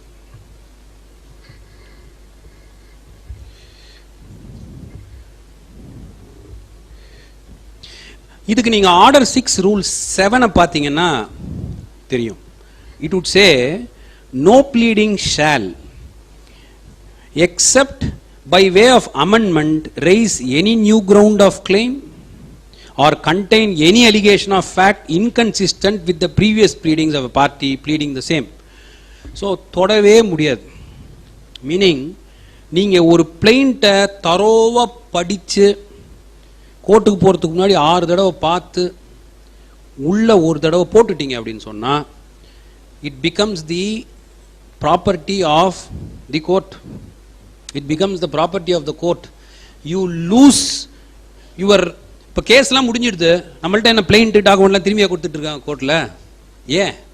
Because it becomes the property of the court. So anything that gets filed, அம்பு இங்கே இருக்கிற வரைக்கும் எல்லாம் நம்ம கண்ட்ரோல் தான். விட்டிங்கன்னா பிறகு எல்லாமே நீங்கள் வந்து ப்ரொசீஜராக தான் பண்ணி ஆகணும். அதனால pleadings becomes very important. You can do no amendment, nothing, unless otherwise you formally amend it as per the provision. So இந்த 5 விஷயத்தை மனசுல வெச்சுக்கோங்க. These are the 5 very important things which you have to bear in mind in so far as pleadings are concerned. நான் சொல்றது pleading னு சொல்றது plain written statement ரெண்டுமே சொல்லிட்டு இருக்கேன். நான் இன்னும் டிஃபரன்ஷியேட் பண்ணவே இல்லை. plain என்ற வேர்டே யூஸ் பண்ணல, written statement என்ற வேர்டே யூஸ் பண்ணல. இன்னும் நான் pleadingனே தான் சொல்லிட்டு இருக்கேன் இது வரைக்கும். Then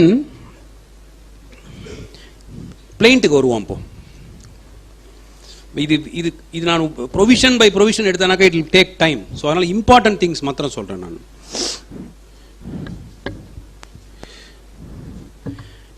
பிளைண்ட்டை பொறுத்த வரைக்கும் alternative inconsistent pleadings are not totally prohibited. We all think that it is totally prohibited. No, alternative inconsistent pleadings are not prohibited.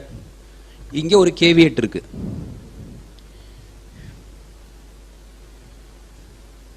அந்த alternative inconsistent pleading must be supported by facts.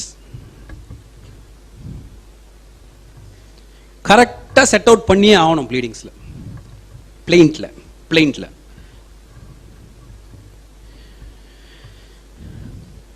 Example சொல்றேன். Suit for ejectment வச்சுப்போம். Suit for ejectment ஒரு plea வந்து on the ground that it is an ancestral property, எங்களுக்கு வழி வழியாக வருது ancestral property. இன்னொன்று வந்து I got it by right of prescription. It's an right of prescription is an easementary right. ரெண்டும் inconsistent, they are not consistent. This is allowed. What is important is that for the purpose of claiming that நீங்க ancestral ரைட்டுக்கான ஃபேக்ட்ஸையும் எழுதியிருக்கணும், அதே மாதிரி பிரிஸ்கிரிப்ஷனுக்கான ஃபேக்ட்ஸையும் எழுதியிருக்கணும். அதை பண்ணாம நீங்க இது பண்ண முடியாது. இன்கன்சிஸ்டன்ட் கிளைம்ஸ் இது ரொம்ப முக்கியம். இது இந்த ரூல் ரிட்டன் ஸ்டேட்மெண்ட்டுக்கு வராது. அதுக்காக தான் நான் இவ்வளோ அதை அழுத்தி சொல்றேன். அது இப்போ you claim a right over a property. You claim a right as a legatee under a will. According to you, a will has been executed by the mother as a legatee under a will, right?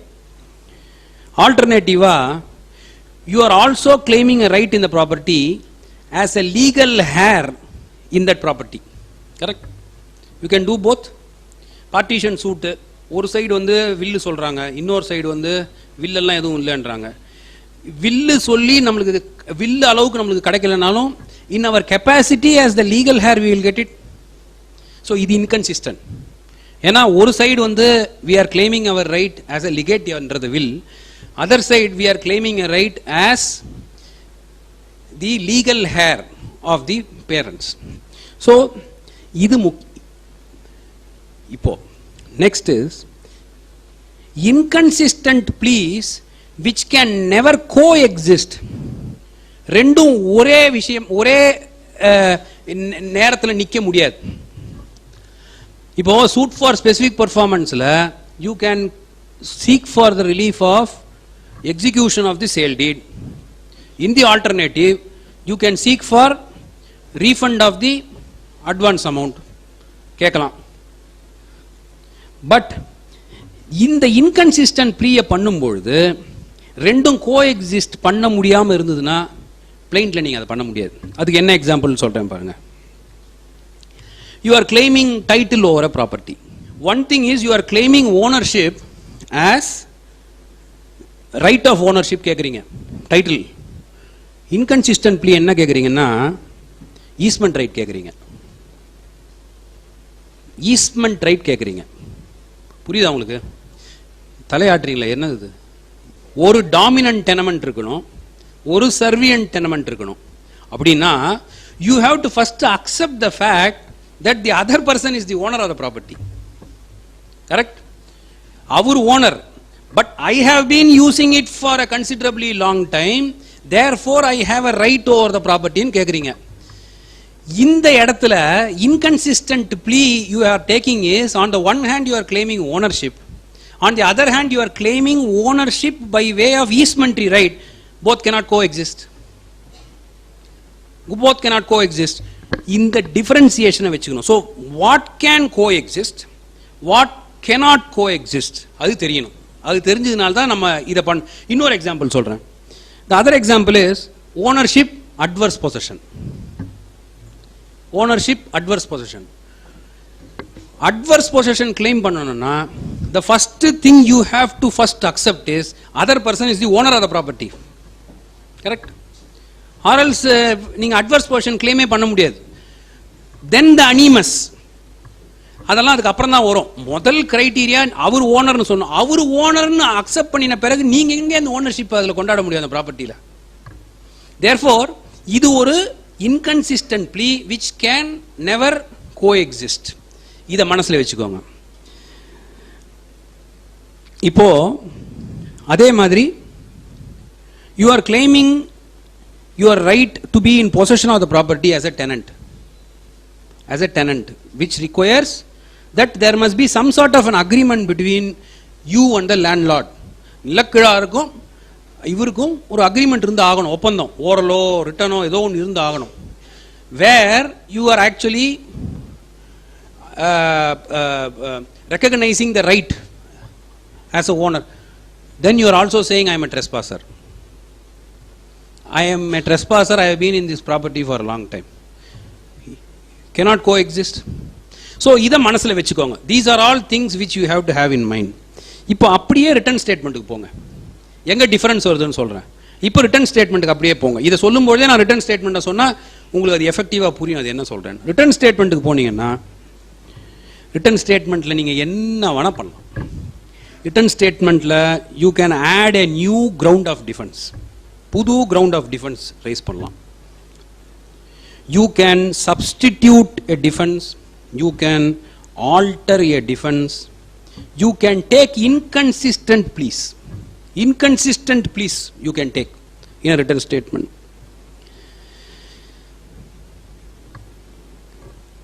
ஏன் யாராவது ஒருத்தர் கேட்பீங்கன்னு நினைச்சேன். ஏன்? Simple.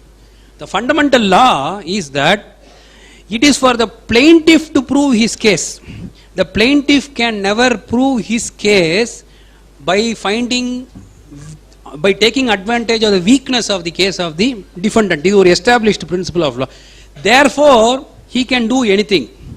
But what cannot be done by a defendant nu onne onnu irukku. If the defendant had accepted a particular fact, he had accepted a particular fact, admitted something, he cannot thereafter wriggle out of it. அதுலேருந்து வெளியில் வர முடியாது.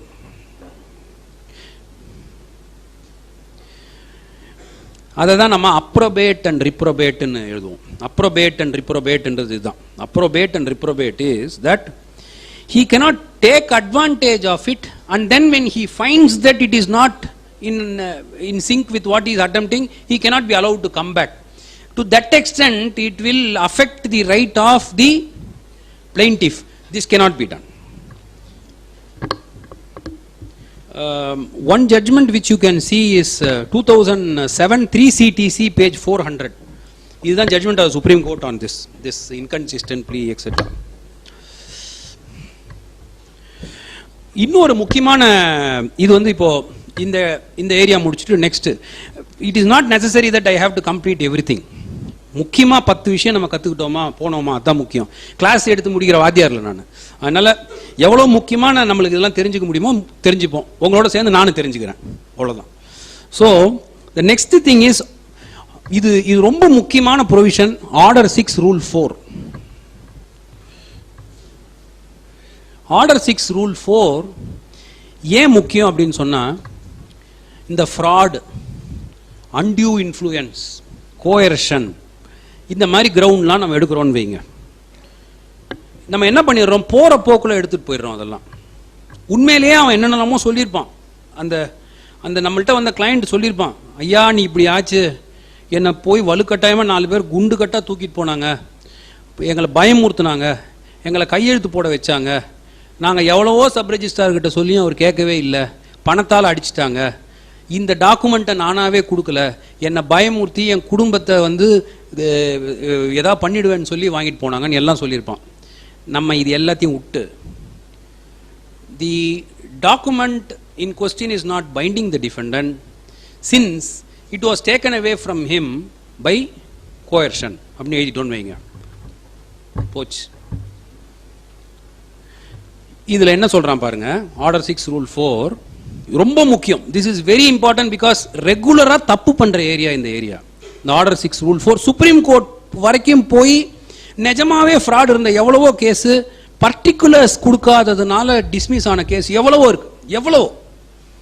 Order 6 rule 4 says in all cases in which the party pleading relies upon any misrepresentation, fraud, breach of trust, willful default or undue influence, and in all cases in which particulars may be necessary beyond such as are exemplified in the forms, particulars with dates and items if necessary may be stated, shall be stated in the pleading, shall be. So ஒரு Prado, undue இன்ஃப்ளூயன்ஸோ, கோயர்ஷனோ நீங்கள் என்ன சொல்கிறதா இருந்தாலும் முழு details கொடுக்கணும், முழு details கொடுக்கணும். எந்த ப்ளீடிங், அந்த ரிட்டன் ஸ்டேட்மெண்ட்டாக இருந்தாலும் சரி, பிளைண்ட்டாக இருந்தாலும் சரி. நான் இந்த இடத்துல ப்ளீடிங்ன்ற வேர்டை யூஸ் பண்ணின்னு இருக்கேன். நான் பேசும்போது நீங்கள் ஜாகிரதையாக கவனிச்சுட்டே வரணும். நான் எல்லா இடத்துலையும் அதை யூஸ் பண்ணுவேன். ப்ளீடிங்னு யூஸ் பண்ணும்போது நான் ரெண்டும் யூஸ் பண்ணுறேன். பிளைண்ட்டுன்னு யூஸ் பண்ணும்போது எக்ஸ்க்ளூசிவாக பிளைண்ட்டுன்னு யூஸ் பண்ணுவேன். ரிட்டன் ஸ்டேட்மெண்ட் யூஸ் பண்ணும்போது எக்ஸ்க்ளூசிவாக அதுக்கு யூஸ் பண்ணுவேன். இது ரெண்டுத்துக்குமே அப்ளை ஆகும்.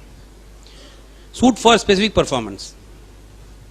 According to the plaintiff, he is basing his entire right on a sale agreement that has been entered into between the parties. Defendant comes and tells you that the signature found in this is not my signature. Adu or regular signature found is my signature only, but these are the circumstances under which it was taken away. என்ன பயமுறுத்துறாங்க, அவங்களுடைய dominant பொசிஷனை வச்சுக்கிட்டு அந்த undue இன்ஃப்ளூயன்ஸில் என்னை கையெழுத்து போட வச்சாங்க. எங்கள் அப்பாவை கூட்டின்னு வர வச்சு அவரை பேச வச்சு என்னை போட வச்சு undue influence. Where the other person can influence your decision, அதான் undue influence. A decision which you normally will not take, but you take that decision because somebody has unduly influenced you, அதான் undue influence பண்ணியிருக்கு. அவர் வந்து பேச வச்சுட்டு எங்களுடைய டீச்சரை கூட்டின்னு வந்துட்டாங்க. எனக்கு சின்ன வயசில் எனக்கு பாடம் நடத்தின டீச்சரை கூட்டின்னு வந்துட்டாங்க. எனக்கு வேறு வழியே தெரியல, நான் போட்டுட்டேன். ஆர் என்கிட்ட வந்து இந்த டாக்குமெண்ட் வந்து வெறும் கடன் பத்திரம்னு சொன்னாங்க, எனக்கு தெரியவே தெரியாது வந்து அது சேல் அக்ரிமெண்ட்னு, நான் கடன் பத்திரம்னு நினச்சிட்டு கையெழுத்து போட்டுட்டேன். இப்படிலாம் வந்து சொல்கிறான்னா you have to give the complete particulars. என்னைக்கு வந்தாங்க, ஸோ நீங்கள் அவனை பிடுங்கி கேட்கணும் கேள்வி. என்னைக்கு வந்தாங்க, எப்போ வந்தாங்க. அதனால தான் முன்னாடிலாம் ஒரு பிளெயின் டிராஃப்டிங், ஒரு ரிட்டன் ஸ்டேட்மெண்ட்னா ஒரு கிளையண்ட்டோட சிட்டிங்கே 5-6 சிட்டிங் போகும். ஒரு பிளெயிண்ட்டை நாம் பார்த்தே சில பேர் 25 தடவை 30 தடவை ரீடிராஃப்ட் பண்ணிக்கிட்டே இருப்பாங்க. ரீடிராஃப்ட் பண்ணி கடைசியில் இந்த பிளெயிண்ட் மொத்தம் 4 பேஜ் தான் இருக்கும். ஒரு பிளெயிண்ட் 50 பேஜ் இருந்ததுன்னா குப்பைன்னு அர்த்தம். அது பிளெயிண்ட் எவ்வளோக்கு எவ்வளோ சுருக்கமாக இருக்கோ, முன்னாடிலாம் அந்த ஆர்ட் நிஜமாவே தெரிஞ்சவங்க நறுக்குன்னு அப்படி எழுதுவாங்க. ஜட்ஜ்மெண்ட் எழுதும்போது 5 பேஜ் எழுதணும். 58 பேஜ் வந்து செக்ஷன் 5 கண்டனேஷனுக்கு எழுதக்கூடாது. அதே மாதிரி தான் நான் இந்த சைடும் சொல்லிக்கணும்ல. ஸோ அந்த பிளெயிண்ட்டை எழுதும்பொழுது அப்படி பண்ணுவாங்க. சிட்டிங்கே நடந்துக்கிட்டே இருக்கும். அதாவது அந்த ஆளை போட்டு வாட்டி எடுத்துருவாங்க. நம்மளுக்கு தோணும் பாவம் ஒருத்தன், அதுவும் அவன் ஏதோ முடிச்சு போட்டு ஏதோ ஒரு ஃபீஸ் எடுத்துன்னு வந்து கொடுப்பான், ஒன்றும் பெருசாலாம் ஒன்று கொடுத்துட மாட்டான். பட் அந்த எஃபர்ட் கடைசி வரைக்கும் அந்த பிளெயிண்ட் நிற்கும். இன்னைக்கு செகண்ட் அப்பீல் ஸ்டேஜ்லலாம் பெரிய ஆர்கியூவே பண்ணுவான். பிளெயிண்ட்டை 4 தடவை இப்படி போராட்டினா பாயிண்ட் கிடச்சிரும். ஏன்னா we have lost that art of drafting a plaint. போச்சு. ஸோ இந்த மாதிரி fraud, undue influence, misrepresentation etc வரும்போது you have to give all particulars. Why? Next question is why? Why na? Because you are making an allegation against the other side, saying that he committed a fraud, he committed misrepresentation. So the other side must know, when did I commit? என்னைக்கு நான் fraud பண்ணேன், என்னைக்கு நான் undue influence உனக்கு மேலே use பண்ணினேன், என்னைக்கு வந்து நான் வந்து உன்னை பயமுறுத்தினேன்றது அவனுக்கு தெரியணும். ஸோ நீங்கள் எல்லா பர்டிகுலர்ஸும் கொடுத்து ஆகணும். அப்போதான் நீங்கள் ரைஸ் பண்ணின அந்த ப்ளீக்கு ஒரு அர்த்தம் இருக்கும். அப்படி இல்லட்டனா, ஆர்டர் 6 ரூல் 4 ரிக்வயர்மெண்ட் இல்லட்டனா, court will not even frame a issue on that. Please bear that in mind. Then அடுத்தது நீங்கள் முக்கியமாக பார்க்க வேண்டியது வந்து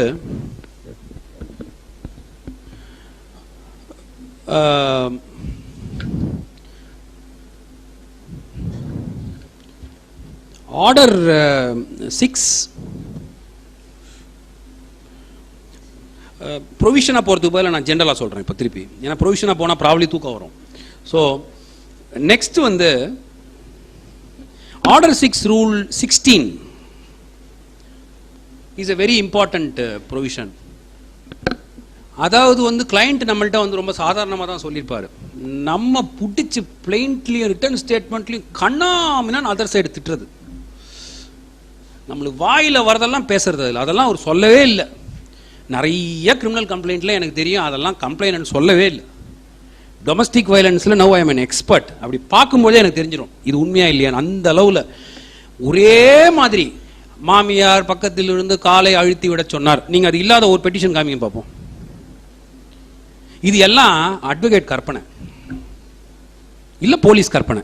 ஆஸ் த கேஸ் மேபி. ப்ரைவேட்டாக இருந்தால், கம்ப்ளைண்ட்டாக இருந்தால் அட்வொகேட் கற்பனை. இல்லை இதெல்லாம் நம்ம என்ன நினச்சிக்கிறோம், we are trying to satisfy the client. பா எங்கள் அட்வொகேட் என்ன போடு போ. அது என்ன ஆகும்னா, ஆர்டர் 6 ரூல் 16ல் ஸ்ட்ரைக் ஆஃப் ப்ளீடிங்ஸ் வரும். ரிஜெக்ஷன் ஆஃப் பிளெயிண்ட் வரத்துக்கு முன்னாடி there is a provision called as striking out ப்ளீடிங்ஸ்னு ஒன்று இருக்குது ஆர்டர் 6 ரூல் 16ல். இது எவ்வளோ பேருக்கு எல்லாருக்கும் தெரியுமா? அது ஆர்டர் 6 ரூல் 16ல் இது is a very important provision. இந்த ப்ரொவிஷன் வந்து நிறைய எலெக்ஷன் பெட்டிஷன்ஸில் வரும். அதில் இப்போ அதில் கொஞ்சம் ப்ராக்டிஸ் இருக்கிறவங்களுக்கு தெரியும் எவ்வளவு முக்கியம்னு சொல்லி. இந்த order 6 rule 16 says that where unnecessary, scandalous, frivolous, vexatious pleadings are made, a petition can be filed to strike off all those things. So நீங்கள் பாட்டுக்கு கண்ணாம்னா எழுதிட்டீங்கன்னு வைங்களேன், என்ன நடக்கும்னு நான் சொல்கிறேன். Other side will file a petition for striking of pleadings. IA 1 வருஷம் ஓடும், ஆர்டர் போடுவாங்க, ஹைகோர்ட்டுக்கு சிஆர்பி வரும், இங்கே ஒரு 4 வருஷம் இருக்கும். எதுக்கு? ஒரு கோவத்தில் ஒன்று சொன்னதுக்கு. சூட் அப்படியே இருக்கும். அந்த பிளெயிண்ட் என்ன நிலைமையில் இருந்ததோ, ரிட்டன் ஸ்டேட்மெண்ட் என்ன நிலைமையில் இருந்ததோ அப்படியே நிற்கும் சூட்டு. எப்போ? 2010 ஃபைல் பண்ணது. 2019 ஹைகோர்ட்டில் என்ன மாதிரி ஒரு பெரிய நீதி அரசர் இது வெக்ஸேஷியஸா இல்லை இது வந்து ஸ்கேண்டலஸா அப்படின்னு உட்காந்து நாங்கள்லாம் அப்படியே லா பேசுவோம். ஏன்பா எழுதும்பொழுதே என்ன கோவம் உனக்கு, அவன் இதெல்லாம் சொன்னான் அவங்ககிட்ட, நீ பாட்டுக்கு கண்டா அப்படின்னு எழுதுறது. இது this I am finding this, you don't try to impress your client and all that. நம்ம என்ன குஸ்தி சண்டைக்கா போகிறோம்? சில பேர் இந்த ஆர்கியூ பண்ணும்போது இப்படி பார்ப்போம், இந்த குஸ்தி சண்டைக்கு போகிறவன் தான் அப்படி பண்ணுவான். அந்த பாக்ஸர்லாம் பார்த்தீங்கன்னா அப்படி இப்படி பண்ணுவான், பார்த்துருக்கீங்கல்ல. நம்ம குஸ்தி சண்டையை போட போகிறோம் கோர்ட்டு. அதே தான், don't try to impress your client by doing, அதெல்லாம் cheap tactics. Some people by doing that அப்படி கேள்வியை ஒன்று கேட்டு அப்படி கிளையண்ட் அப்படி பார்ப்பாங்க. எதுக்குன்னா சாயங்காலம் ஒரு எக்ஸ்ட்ரா ஒரு ஃபீஸை போடுவார் அவர். இது ஃபீஸ் ப்ராபப்ளி வாங்குறதுக்கு உதவமா இருக்கும், பட் உங்களுடைய சுய முன்னேற்றத்துக்கு எந்த விதத்திலையுமே over a period of time உங்களுக்கு பேர் கெட்டு போயிடும். இந்த ஆள் ப்ளீடிங்ஸ் போட்டு எடுத்துன்னு வந்தால் இது இப்படி தான் இருக்கும்னு பிராண்ட் பண்ணிடுவாங்க அவங்கள. அதுக்கப்புறம் என்ன ஆகும், நீங்கள் ஒரு நல்ல கேஸ் எடுத்துன்னு போய் நிஜமாவே பண்ணும்போதும் ஆஃப்டர் ஆல் ஹியூமன் பீயிங்ஸ் தானே, அந்த ஒரு கண்டிஷனிங் வந்துடும். வந்துட்டான் சரி இந்த இப்படி தான் இருக்கும் அப்படின்ற கண்டிஷனிங்கை ஒரு ஜட்ஜினுடைய தலையில் நீங்கள் புகுத்துட்டீங்கன்னு வைங்களேன், அதுலேருந்து வெளியில் வர்றது ரொம்ப கஷ்டம், ரொம்ப கஷ்டம். நான் அந்த மாதிரி நடந்த அட்வொகேட்ஸ் நிறைய பேரை பார்த்துருக்கேன். யாரையோ போய் இம்ப்ரெஸ் பண்ண போய் இவங்களுக்கு அது ஃபியூச்சரில் பெரிய ஸோ அது கேஸு கொண்டி பாதிப்பு இல்லை, உங்களுடைய ரெப்புடேஷனுக்கே அது ஒரு பாதிப்பு. நம்ம பிரதர் எல்லாரும் ஒருத்தர் சிரித்து பேசின்னு இருக்கோம், கேஸுன்னு வரும்பொழுது நான் என் சைடில் இருக்கிற அட்வொகேட் கிளையண்ட்டுக்கு பேசுகிறேன், நீங்கள் அங்கே அவ்வளோதானே. அதுக்கப்புறம் வெளியில் வரும்போது நம்ம தோல் மேலே கை போட்டுன்னு தானே வரோம். யாரை இம்ப்ரெஸ் பண்ண ட்ரை பண்ணுறோம், அந்த கிளையண்ட்டோட நம்மளுக்கு ப்ராக்டிஸ் நின்றுடுமா? இன்னொரு ஆங்கிள் யோசிச்சு பாருங்க, அந்த கிளையண்ட்டோட நம்மளுக்கு ஒன்றும் ப்ராக்டிஸ் நிற்க போகிறது இல்லை. கரெக்ட்? அதனால தான் don't identify yourself with the கிளையண்ட்னு சொல்லிக்கிட்டே இருக்கிறதுக்கு காரணம், you are not going to stop your profession with that client, you are going to go on and on, which means you do whatever is best for the client and then move on. அவ்வளவுதான். So the order 6 rule 16 is very important, ரொம்ப முக்கியமா நீங்க தெரிஞ்சுக்க வேண்டியது. Then the other important thing is, நான் உங்கள்கிட்ட சொன்ன மாதிரி இந்த ரஸ்டிக் பீப்புள், கிராமத்திலேருந்து வரவங்க, சுப்ரீம் கோர்ட் ஒரு சின்ன எக்ஸப்ஷன் கொடுத்தாங்க அவங்களுக்கு ஒண்டி.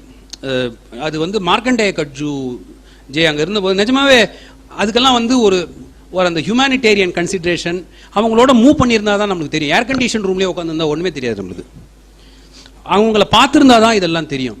அவர் என்ன சொன்னார், 2 ஜட்ஜ்மெண்ட்ஸ் பாருங்க, ரொம்ப நல்லா இருக்கும். அது 2007 3 MLJ 803, 2007 3 MLJ பேஜ் 803, அண்ட் இன்னொரு ஜட்ஜ்மெண்ட் 2007 6 MLJ பேஜ் 1740. அவங்க என்ன சொன்னாங்க, when a pleading comes from a village you have to be more liberal, you have to be more liberal. உண்மை நிஜமாவே போய் சிட்டியில் உட்காந்துக்கிட்டு இருக்கிறவங்க அவங்கள்ட்ட அப்ரோச் பண்ணுறவங்கெல்லாம் வேற, டை கட்டிட்டு அப்படியே டாட் போட்டு இங்கிலீஷ்லாம் பேசுவாங்க, ஓரளவு படித்தவங்களா இருப்பாங்க. அவங்கள்ட்டேருந்து நம்ம வாங்கிடலாம், ஏன்னா அவங்க வந்தோடனே அவங்களே ஒன்று டிராஃப்ட் பண்ணி எடுத்துன்னு வந்துடுவாங்க ஃபர்ஸ்டே. நம்மளை கடைசியில் நம்ம புத்தியே யூஸ் பண்ண விடாம அவங்க என்ன கடைசி வரைக்கும் சொல்கிறாங்களோ அதே சொல்லிகிட்டே இருப்பாங்க. இதில் ரொம்ப கஷ்டம் அவங்களை டீல் பண்ணுறது. இது ஒரு இவங்க. இன்னொரு சைடு பார்த்தீங்கன்னா கிராமத்து சைடில் விஷயத்தை வாங்குறதே கஷ்டம். அதனால் என்ன சொன்னாங்க இந்த 2 ஜட்ஜ்மெண்ட்டில், whenever there is a pleadings from a village, from a rustic place, construe it liberally. It must have a different consideration altogether. இதை மனசில் வச்சுக்கோங்க, இதை நீங்கள் யூஸ் பண்ணலாம். சம்டைம்ஸ் வென் அது மாதிரி ஒன்றும் தெரியாதவன் கை நாட்டு அது மாதிரி ஒரு ஆள் வரும்பொழுது ப்ளீடிங்ஸை ரொம்ப எடுத்ததுன்னா, இப்படி சொல்கிறாங்க சுப்ரீம் கோர்ட்டு, நீங்கள் கொஞ்சம் இந்த பேக்ரவுண்ட் ஃபேக்ட்ஸ் வச்சு பாருங்கன்னு சொல்லலாம். You cannot strictly go by, after all what is procedure, it's a handmaid to justice. Correct? Procedure cannot defeat justice, justice தான் முக்கியம், அதுக்கு ஹெல்ப் பண்ணுற விஷயம் தான் ப்ரொசீஜர். அதை மனசில் வச்சுக்கிட்டு சொன்னது தான் இந்த கேஸ். அப்புறம் ஆர்டர் 6 ரூல் 17, இது அமெண்ட்மெண்ட் ஆஃப் ப்ளீடிங்ஸ். 2002க்கு முன்னாடி இது வேற மாதிரி இருந்தது. 2002க்கு அப்புறமா இதை கொஞ்சம் ஸ்ட்ரிக்ட் பண்ணியிருக்காங்க. 2002க்கு முன்னாடி at any stage you can amend the pleading. Second appeal ஸ்டேஜ்லாம் சாதாரணமாக ஒரு MP போட்டு அமெண்ட் பண்ணுவாங்க ப்ளீடிங்ஸை. It used to happen. And Supreme Court has held that it can be done. Because the word used under Order 6 Rule 17 is any stage. 2002 ஒரு mega amendment ஒன்று வந்தது. Salem bar association, உங்களுக்கு எல்லாம் ஞாபகம் இருக்கும். தமிழ்நாட்டில் தான் அதில் we only stood and we only challenge the provisions. பெரிய பாய்காட்லாம் போச்சு. ஐ டோன்ட் நோ அந்த டைமில் யார் யார் என்ரோல் பண்ணியிருந்தீங்களோ உங்களுக்கு தெரியும். அந்த டைமில் பெரிய லெவலில் நடந்தது அது. ஸோ இப்போ ஆஃப்டர் அமெண்ட்மெண்ட் என்ன நடந்திருக்குன்றது நம்மளுக்கு தெரியணும். After amendment before trial after trial அப்படின்னு ரெண்டா பிரிச்சுட்டாங்க. இப்போ நீங்க இப்போ ஜென்ரலா அப்படி தெரிஞ்சுக்கிட்டா போறோம். Before trial after trial.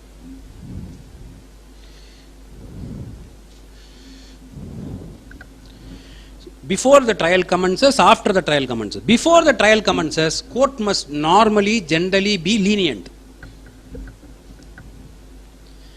After trial, court should not normally allow, but the discretion is given to the court on the ground that in spite of due diligence, the party, or in spite of, since he did not have the knowledge, something new has come to him, you have to justify to the court as to why you did not make that plea in the plaint before the trial. ஏன்னா trial stage வந்த பிறகு you know what the facts are. ஏன் trial comes after the framing of issues, which means at the time when you go for a trial, you know what is there to be what has to be decided in a suit. அதுக்கப்புறம் confusion இல்லை.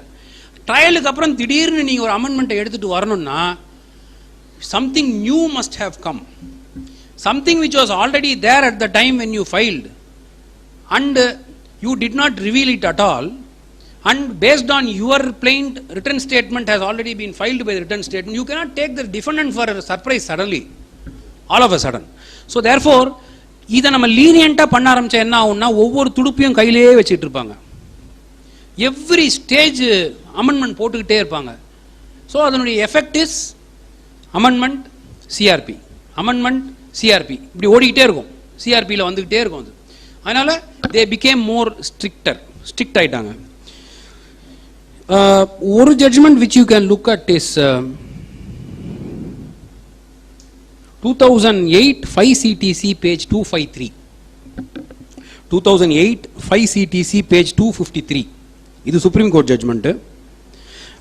அதுக்கு அப்புறமா வந்த judgement வந்து 2012 2 SCC page 300.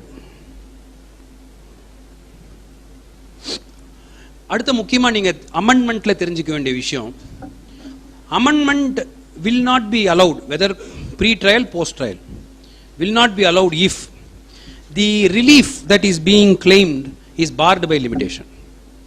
Danger enna, once the amendment is allowed, it date backs to the date of the original filing of the plaint. Or amendment allow பண்ணிட்டா அதனுடைய effect is not the date on which the order is passed, அதனுடைய effect is the date on which the plaint, so it goes back. So on the date when an amendment petition is filed seeking for relief, and on that date it is barred, amendment should not be allowed. One. Then இதுக்கு வந்து நீங்க பார்க்க வேண்டிய judgement வந்து 2016 1 SCC page 332. 2016 1 SCC page 332. அடுத்தது, the amendment must not change the structure of the suit, or it must not change the cause of action in the suit. What is the basis of a suit? Basis of the suit is cause of action. Cause of action na enna? Cause of action is a bundle of facts which are required to be stated in the plaint in order to enable the plaintiff to prove his case and get the relief. Bundle of facts. அது வந்து define பண்ணல சிபிசியில், judgements வழியாக வந்தது தான். Cos of ஆக்ஷனே மாத்துறீங்கன்னு வைங்க, கம்ப்ளீட்டாக cos of ஒரு particular ஆங்கிளில் வந்து டைட்டில் கேட்டுக்கிட்டே இருக்கீங்க, சடனாக you change the whole cause of action, then the courts will be more wary as to why he's. அதுக்கு the best way would be to withdraw the suit with a leave to file a fresh suit.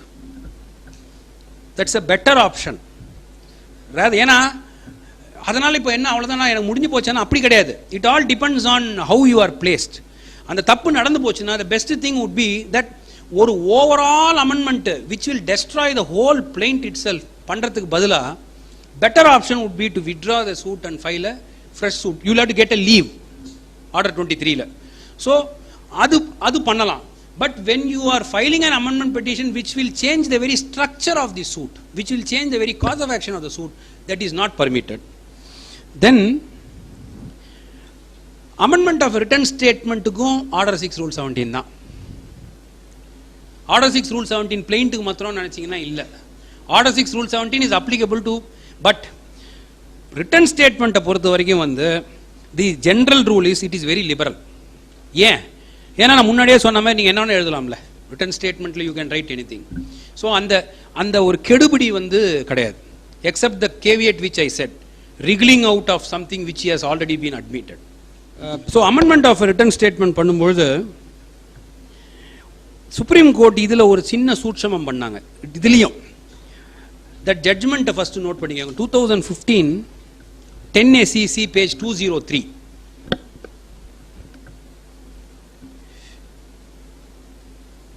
அதில் என்ன சொன்னாங்கன்னா, it is true that the defendant cannot wriggle out or take back an admission he has made, but the defendant is permitted to explain or clarify his admission.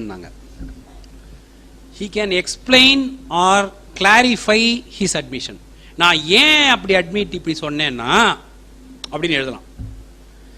You cannot completely take it back. Admission you cannot completely take it back, but you are allowed to explain that admission, clarify that admission by virtue of filing a petition for amendment of pleadings. adu pannalaanga. That is 2015 10 ACC 203. இந்த இடத்துல நான் order 6 rule 17ல கேட்கும்போது இந்த கேள்வி கேட்கணும், amendment of an affidavit allowed? ஏன்னா ஐஏக்கு நிறைய அஃபிடவிட்லாம் போடுறீங்களா, amendment of an affidavit allowed?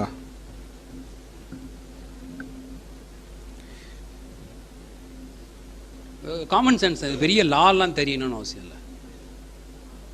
Why? Because it is அஃபிடவிட்டா? இன்னும் கொஞ்சம் ஃபைன் டியூன் பண்ணுங்க. It is a solemn declaration. Solemnly அஃபர்ம்டுன்னு எழுதுறோம்ல, it's a solemn declaration. It can never be allowed to be amended. Then what should I do? You can file an additional affidavit. You can file an additional affidavit. This is spoken in one judgment 2014 2 Madras Weekly Note Civil page 378. Page 378.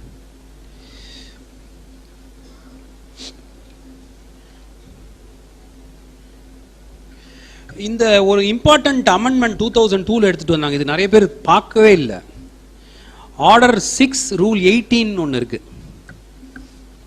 Order 6 rule 18 says that once an amendment is allowed, court will fix a time for carrying out the amendment, and if you do not carry out, then the order lapses. இது ரொம்ப ரொம்ப முக்கியம். It says, if a party who has obtained an order for leave to amend does not amend accordingly within the time limited for the purpose by the order, or if no time is given, then within 14 days from the date of the order, he shall not be permitted to amend after the expiration of such limited time as aforesaid, unless time is extended by the court. திரும்பி நீங்கள் application போடணும். So இது ரொம்ப முக்கியம். Court amendment பண்ணிட்டா amendment, இப்போ அப்படி இல்லை, கோர்ட் அமெண்ட்மெண்ட் பண்ணிட்டா நாங்கள் முன்னாடிலாம் அந்த சிவப்பு பேனா வச்சுப்போம், இப்பவும் பண்ணுறோம்ல, அதை போய் கேரி அவுட் பண்ணணும் அந்த அமெண்ட். இதெல்லாம் எப்படி நடக்கும்னா, சீனியர் கேட்பாரு ஜூனியர்கிட்ட, அந்த அமெண்ட்மெண்ட் என்னாச்சு அப்படின்னுவாரு. அப்படியே நடிங்கன்னு நாளைக்கு போயிடுறாங்க. ஆனால் அவருக்கு தெரியும் இந்த ப்ரொவிஷன். அவர் கத்தும்போது நம்மளுக்கு ஒரு மாதிரி இருக்கும், என்னடா இந்த ஆள் நம்மளை இப்படி ஒரு கேவலமாக ட்ரீட் பண்ணுறானே. பட் அதெல்லாம் தான் நம்மளுக்கு வந்து ஃபவுண்டேஷனு. உண்மையே அது நம்மளுடைய நல்லதுக்கு தான் அவங்க பண்ணுறாங்க. அதை அப்போது அந்த மாதிரி கேட்கறதுக்கு ஒரு ஆள் இருந்ததுனால அமெண்ட்மெண்ட் எல்லாமே ஆன் டைம் நடந்துக்கிட்டே இருந்தது. இப்போ நம்ம எல்லாருமே உள்ள நுழையும் போதே சீனியர் கவுன்சில் ஆகிடுறோம்ல, பார்த்துக்கோப்பா அப்படின்னு கிளர்க்கு கிட்ட போட்டு போயிடுறோம். நம்ம கிளர்க்கு ஒன்றுமே தெரியாது. சீனியர் கிளர்க்கெலாம் இருந்தாங்க, அவங்கள்ட்டேருந்து நாங்கள் கற்றுக்கிட்டு இருக்கோம் நிறையா. சீனியர் கிளர்க்கு, சீனியராக செக்ஷனில் ரெஜிஸ்ட்ரியில் பாஸ் பண்ணவங்கலாம் அவங்கள பார்த்தாலே நடுங்குவோம் உள்ள நுழையும் போது. இப்போல்லாம் பாஸ் பண்ண முடியாது, இல்லை போ அப்புறம் வாங்குவாங்க. எப்போ அட்வொகேட்டா you please ask her whether this had happened or not. There were பிபின்னு ஒருத்தர் இருந்தார், நிஜமாவே பிபி தான் அவர். அவர்கிட்ட யாருக்கிட்டன்னு போடுவாங்கல்ல, அலாட் பண்ணுவாங்கல்ல, பிபி ஏபி அவங்க எல்லாம் இனிஷியல் லேயர். பிபி கிட்ட போச்சுன்னா எங்களை நாங்களே ப்ரிப்பேர் பண்ணி போனோம். ஜஸ்டிஸ் ரத்னம்கிட்ட போய் ஆர்கியூ பண்ணிடலாம், பிபிகிட்ட போய் நின்று பாஸ் பண்ண முடியாது. என்ன அட்வொகேட் நீ என்னது இது அப்படின்னு அப்படியே நம்மளுக்கு சே இனிமேல் நம்ம ப்ரொஃபஷனில் இருக்கணுமா இல்லை, அந்த அளவுக்கு பண்ணிவிடுவார். ஆனால் அவ்வளோ ஸ்ட்ராங்காக இருப்பாங்க.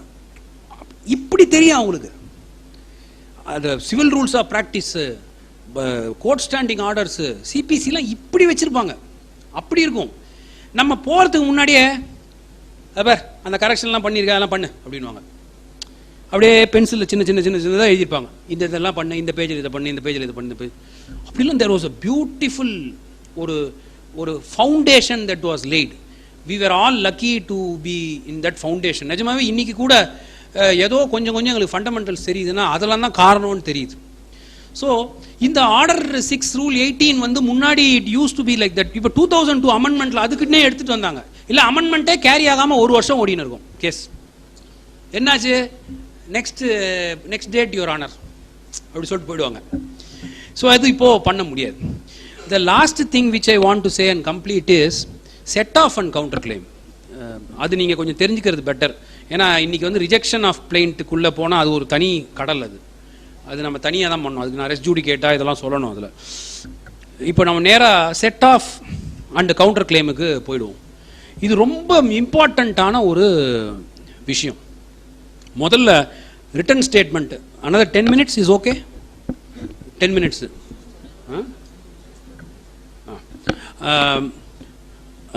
ரிட்டன் ஸ்டேட்மெண்ட்டில் திருப்பியும் if the defendant files written statement, அதாவது அமெண்ட்மெண்ட்டுக்கு முன்னாடி ரிட்டன் ஸ்டேட்மெண்ட் போடுவாங்க. எப்படி ஆகும்னு நான் சொல்கிறேன் பாருங்கள். ரிட்டன் ஸ்டேட்மெண்ட் போடுவாங்க. ரிட்டன் ஸ்டேட்மெண்ட் போட்ட பிறகு ஃபார் இஷ்யூஸ்ன்னு போடுவாங்க. இஷ்யூஸ் ஃப்ரேம் பண்ணுவாங்க. இஷ்யூஸ் ஃப்ரேம் பண்ண பிறகு to file documents within so and so டேஸ்ன்னு ஒரு ஆர்டர் விழும். ஆக்சுவலாக டு ஃபைல் டாக்குமெண்ட்ஸ்னு விழும். நீங்கள் அந்த ஃபைல் டாக்குமெண்ட்ஸ் பண்ணாமல் ட்ரையல் ஆரம்பிச்சிருச்சுன்னா then you will file a petition seeking the leave of the court to file. பிளைன்டிஃபாக இருந்தால் ஆர்டர் 14 பண்ணணும், ஆர்டர் 7 14(2) பண்ணணும். இதில் பண்ணணும்னா ஸோ முன்னாடி வந்து அந்த மாதிரி இப்போ கம்பல்சரியாக எடுத்துன்னு வந்துட்டாங்க. கம்பல்சரியாக என்ன எடுத்துன்னு வந்துட்டாங்கன்னா, it is the duty of the defendant to produce all documents which he relies upon in the written statement. That provision says, that is order 8 rule 1 capital A. இது வந்து this was again brought by the 2002 amendment. 2002 amendment வந்து shall produce it in the court when the written statement is presented by him, and shall at the same time deliver the document and copy thereof to be filed with the written statement. If he does not do it, he cannot do it without the leave of the court. It is actually advantageous. It is better that you file it along with written statement so that you know what is what. அந்த டைமில் போய் நம்ம எப்படி நம்ம return ஸ்டேட்மெண்ட்டை வந்து நம்ம ready பண்ணும்பொழுது அதெல்லாம் பார்த்து தான் ரெடி பண்ணியிருப்போம். ஸோ அதை ஃபைல் பண்ணுறதுல ஒன்றும் தப்பே இல்லை. Probably you can file the copies and then at the time of marking you can mark the original document and take back the copies. But this has become mandatory now. இது பண்ணணும். அடுத்தது written statement must be filed within a period of 30 days.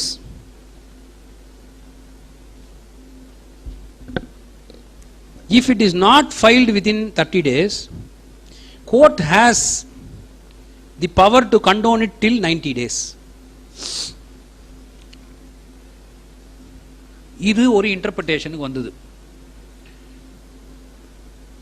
என்ன ஆச்சுன்னா அந்த particular பீரியட்ல 90 days தள்ளுற எல்லா return ஸ்டேட்மெண்ட்டையும் reject பண்ண ஆரம்பிச்சாங்க.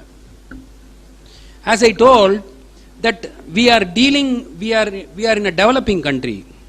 இங்கே நடக்கிற நிறைய லிட்டிகேஷன்ஸ் எல்லாம் கிராமப்புறங்கள்லேருந்தும் படிக்காதவங்கள்ட்டேருந்தும் வர நிறைய லிட்டிகேஷன்ஸ் வரும். நம்ம வந்து சிட்டியில் எக்ஸ்பெக்ட் பண்ணுற மாதிரி அவங்கள்ட்டேருந்தெல்லாம் நிறைய விஷயங்களை எக்ஸ்பெக்ட் பண்ண முடியாது. அவங்களுக்குன்னு ஒரு திடீர்னு ஒரு டாக்குமெண்ட் எடுத்துன்னு வருவாங்க. திடீர்னு ஐயோ ஐயா நான் மறந்துட்டேன்னு ரொம்ப குரூஷலான டைமில் சொல்லுவாங்க. சுப்ரீம் கோர்ட்டில் இது வந்தபோது சுப்ரீம் கோர்ட்டில் the question is whether this is directory or mandatory தான் question. Whether the 90 days is directory or mandatory. Supreme Court said in Salem Bar Association case that it is directory அப்படின்னாங்க. ஏன் directoryன்னு சொன்னாங்கன்னா இது நீங்கள் ஜென்ரல் ப்ரொப்போசிஷன் ஆஃப் லாவாகவே ஞாபகம் வச்சுக்கலாம். ஒரு provision டைரக்டரியா மேண்டேட்டரியா அப்படின்னு எப்படி கண்டுபிடிக்கணும்னா if the provision itself gives a consequence for not doing. இப்போ செக்ஷன் 34 ஆர்பிட்ரேஷன் ஆக்ட் இருக்கு. You will have to file it within 3 months. அது மாதிரி ஒரு outer limit rent control act outer limit கொடுத்துருக்கான். அதுக்கப்புறமா எடுக்கவே முடியாது. It is stated there in the very provision itself. இங்கே அது மாதிரி கொடுக்கல. இதில் என்ன கொடுத்துருக்குன்னா the court for reasons to be recorded in writing but which shall not be later than 90 days from the date of service of summons நிறுத்திட்டாங்க. did not provide the consequence. So Supreme Court said since there is no consequence it is only directory and it is not mandatory ன்னு சொல்லிட்டாங்க. இப்போ அதே இன்டர்பிரேஷனை commercial dispute கேசஸ்லையும் எடுத்துட்டு வந்தாங்க. But அதில் consequence provide பண்ணியிருக்கு. Consequences இருக்கு அதில். ஸோ அடுத்தது ரிட்டர்ன் ஸ்டேட்மெண்ட்டை எப்பொழுதுமே கிளர்க்குகிட்டையும் ஸ்டெனோகிட்டையும் கொடுத்து ரெடி பண்ணக்கூடாது. அவங்க என்ன பண்ணுவாங்க, the plea made by the plaintiff that so and so is denied.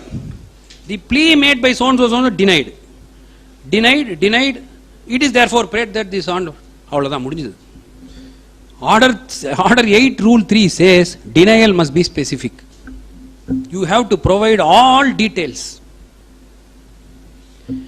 Order 8 rule 5 பாத்தீங்கன்னா it says if you don't specifically deny then it amounts to admission and the court can even pass a judgment based on that admission.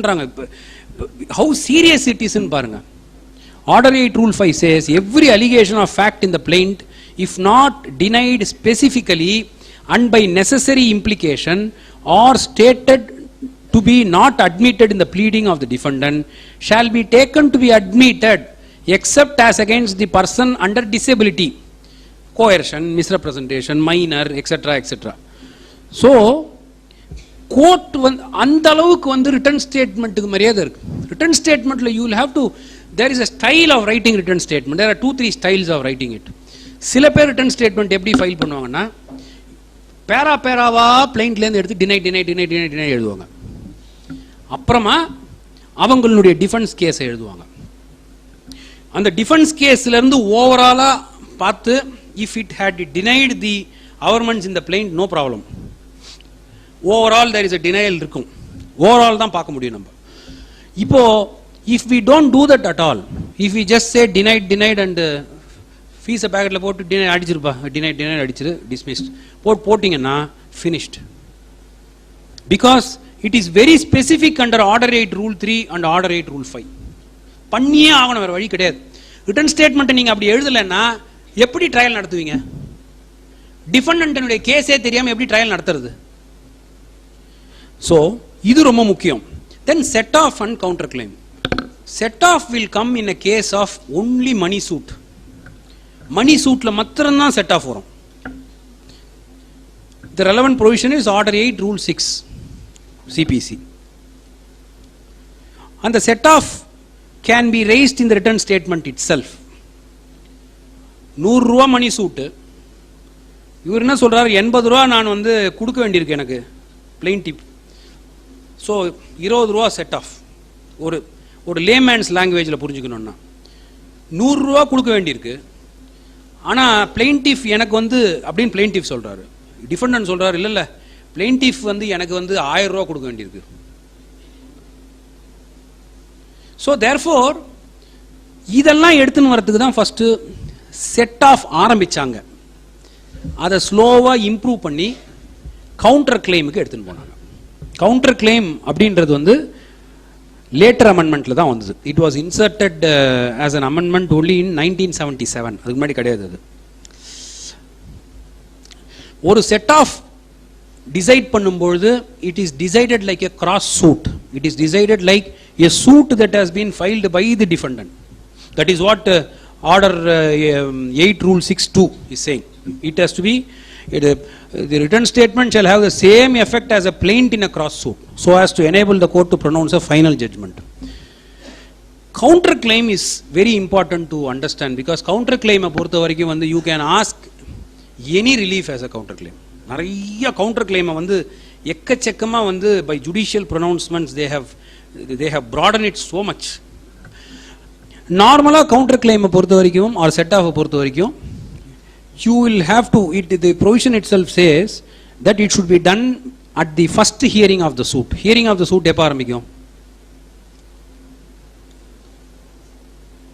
சொல்லுங்க? hearing of a suit ன்றது என்ன?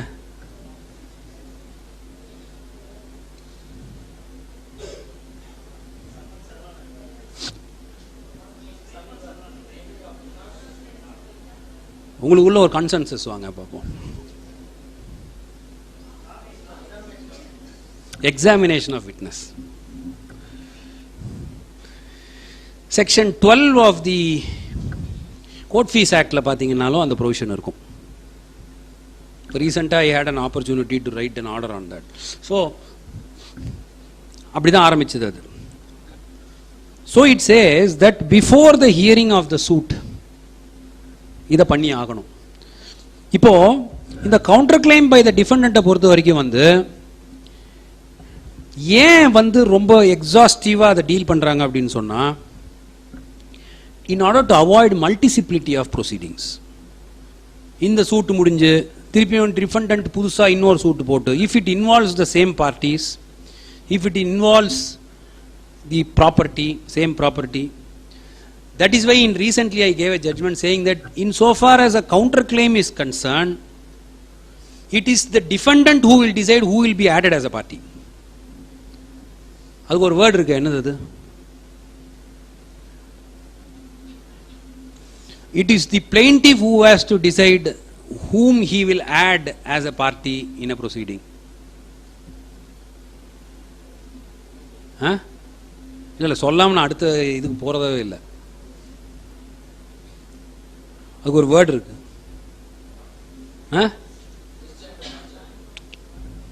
Plaintiff, whether he has to add a party or he must not add a party, cannot be dictated by the defendant. It is for the plaintiff to decide who must be added as a party unless a necessary dominus litis. Dominus litis. இதெல்லாம் நீங்க ஞாபகம் வச்சுக்கணும். I said defendant is the dominus litis insofar as a counterclaim is concerned. For that, for making such a, giving such a finding, I relied upon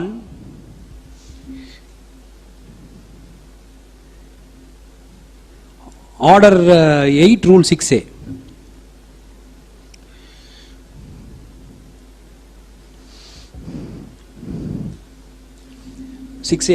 Such counterclaim shall have the same effect as a cross suit, so as to enable the court to pronounce a final judgment in the same suit. If the plaintiff withdraws the main suit, in spite of the plaintiff withdrawing the suit, counterclaim can independently go. Counterclaim க்கு அதே suit numberல counterclaim can go. Plaintiff withdrawing the suit will not in any way defeat the right of the defendant in prosecuting the counterclaim. If there are two judgments, one in the suit, other in the counterclaim, and if you do not challenge one of those judgment, then it will be barred by res judicata. There is a judgment and decree in a suit. Obviously there has to be two judgments and two decrees. Correct? Suit க்கு ஒரு judgment decree இருக்கணும், counterclaim க்கு ஒரு judgment decree இருக்கணும். ஒரு appeal போடுறாரு. இதெல்லாம் உங்களுக்கு இப்போ கேட்கும்போது எப்படி அப்படிலாம் இதெல்லாம் அந்த தப்பெல்லாம் நடந்தது சுப்ரீம் கோர்ட்டுக்குலாம் போய் அவங்க இன்டர்பிரட் பண்ணி தான் இதை சொன்னாங்க. There was one appeal filed. The plea taken was that, see, the facts are all common, the parties are all common, the property is common, and therefore one appeal is enough. Supreme Court said no. Supreme Court said that counterclaim is independently a suit. The order passed in a counterclaim is not an order, it is a judgment and decree. A decree that is passed in the counterclaim satisfies the requirements of section 2(2) of CPC. So it has to be independently challenged by filing an appeal under section 96 of CPC. அது பண்ணலன்னா it will be barred by res judicata. So counterclaim உடைய effect அவ்வளவு இருக்கு. There is so much of effect in a counterclaim. Lastly, I will touch upon framing of issues. Framing of issues la what is important is that it is not a mechanical process. அது நிறைய பேர் அதை மெக்கானிக்கலா பண்ணிடுறாங்க. அதை ஆக்சுவலா framing of issues la a judge is supposed, it is the court which frames issues. It is not the parties who are framing issues. It is the court which, after going through the plaint, after going through a written statement, after understanding what are the facts that have to be decided in this case, frames the issue under order 14. So fundamental of framing an issue is the party raises a material proposition and the other side denies the same. இதுதான் fundamental law on framing of issues. ஒருத்தர் claim எடுக்கிறாரு, இன்னொருத்தர் அதை deny பண்றார் R மறுக்கிறார் R vary பண்றார். That becomes an issue that has to be decided in a case. Evidence ஆக்ட்ல fact in issue ஒரு வேர்டு வரும். எவிடன்ஸ் ஆக்ட்ல அது ரொம்ப முக்கியமான ஒரு வேர்டு. அந்த fact in issue is nothing but this. In a criminal case it is called as charges. Framing of charges என்றது தான், that is the way you understand framing of issues also. Framing of charges மாதிரி தான் அது. So that is the most fundamental thing. Issues ரெண்டா பிரிச்சாங்க. Issue on fact, issue on law. ரெண்டா பிரிச்சாங்க.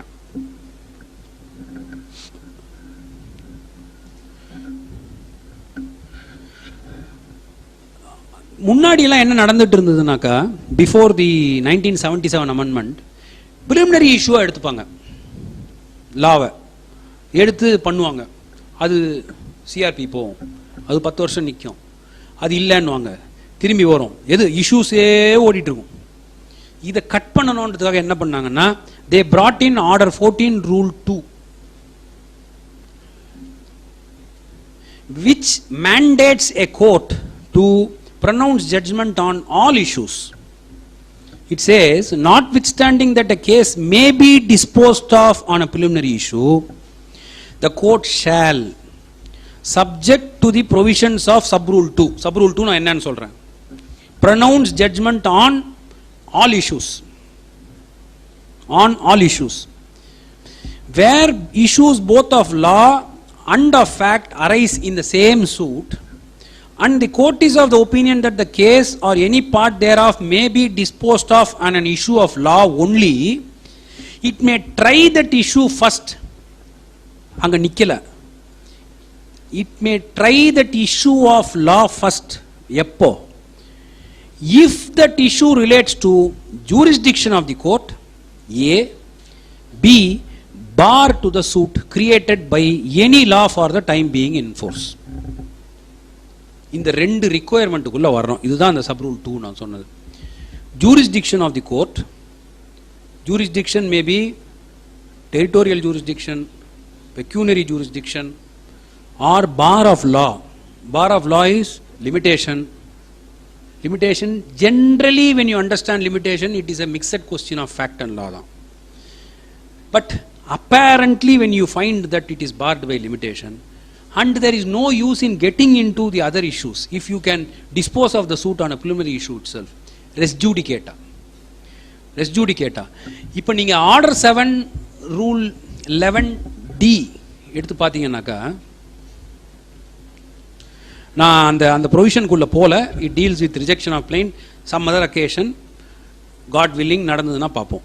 Order 7 rule 11D பார்த்தீங்கன்னா, where the suit appears from the statement in the plaint to be barred by any law. வேர்டிங்க பாருங்க, in the to be barred by any law. அதே wording தான் order 14 rule 2(2)லையும் இருக்கு பாருங்க. bar of the suit created by any law for the time being in force. Right? So order 7 rule 11D அதே word இருக்கு. Order 14 rule 2(2)ல அதே wording இருக்கு. ஆனால் ஒரு டிஃபரன்ஸ் இருக்கு. என்ன டிஃபரன்ஸ்? என்ன டிஃபரன்ஸ்? ஆர்டர் 7 ரூல் 11D நீங்க பிளைண்ட் மாத்திரம் தான் பார்க்க முடியும். You can only look at the averments in the plaint. You can never look into the defense that is taken by the other side. Correct? Order 7 rule 11 நம்ம என்னெல்லாம் பார்க்க முடியும்? 3 விஷயம் பார்க்க முடியும். Averments as made in the plaint. You cannot add or subtract anything from those averments. Documents filed along with the plaint. இதுக்கு ஒரு புது ட்விஸ்ட் கொடுத்தாங்க. என்ன ட்விஸ்ட்னா, documents which ought to have been filed by the plaintiff and about which there is no dispute but which is not filed can also be taken note of at the time of rejection of plaint. This judgment was rendered by Justice Kaul when he was a judge of the Delhi High Court. I relied upon that judgment before him. I said, you gave that judgment. So therefore, that is the march of law. Correct? It is absolutely correct. Some document about which there is no dispute at all, a registered document between the parties, about which there is no dispute, but silenta he did not, defendant comes with that document. You can look at it. What is wrong? எல்லாத்துக்கும் issues frame பண்ணி trial எல்லா கேஸ்லையும் அதை பண்ணணுன்ற அவசியம் இல்லை. That is why this is given. இது வரும்போது, issues வரும்போது, court will also consider the written statement and the difference. 14(2)(2)ல பார் ஆஃப் லாவை டிசைட் பண்ணும்போது ரெண்டுத்தையும் டிசைட் பண்ணுவோம். ரெண்டுத்தையும் பார்க்கலாம் கோர்ட் பார் ஆஃப் லாவை பொறுத்தவரை. So that is the difference.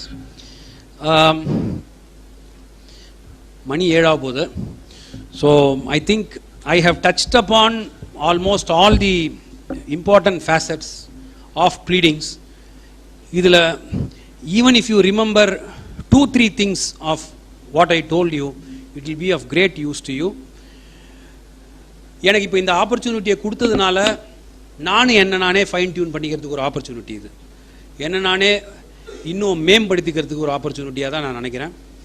And thank you so much and I really appreciate all of you for sitting so patiently in a civil law till 7 o'clock. So and you will all become good judges because you tolerated me for the last 1.5 hours. Thank you.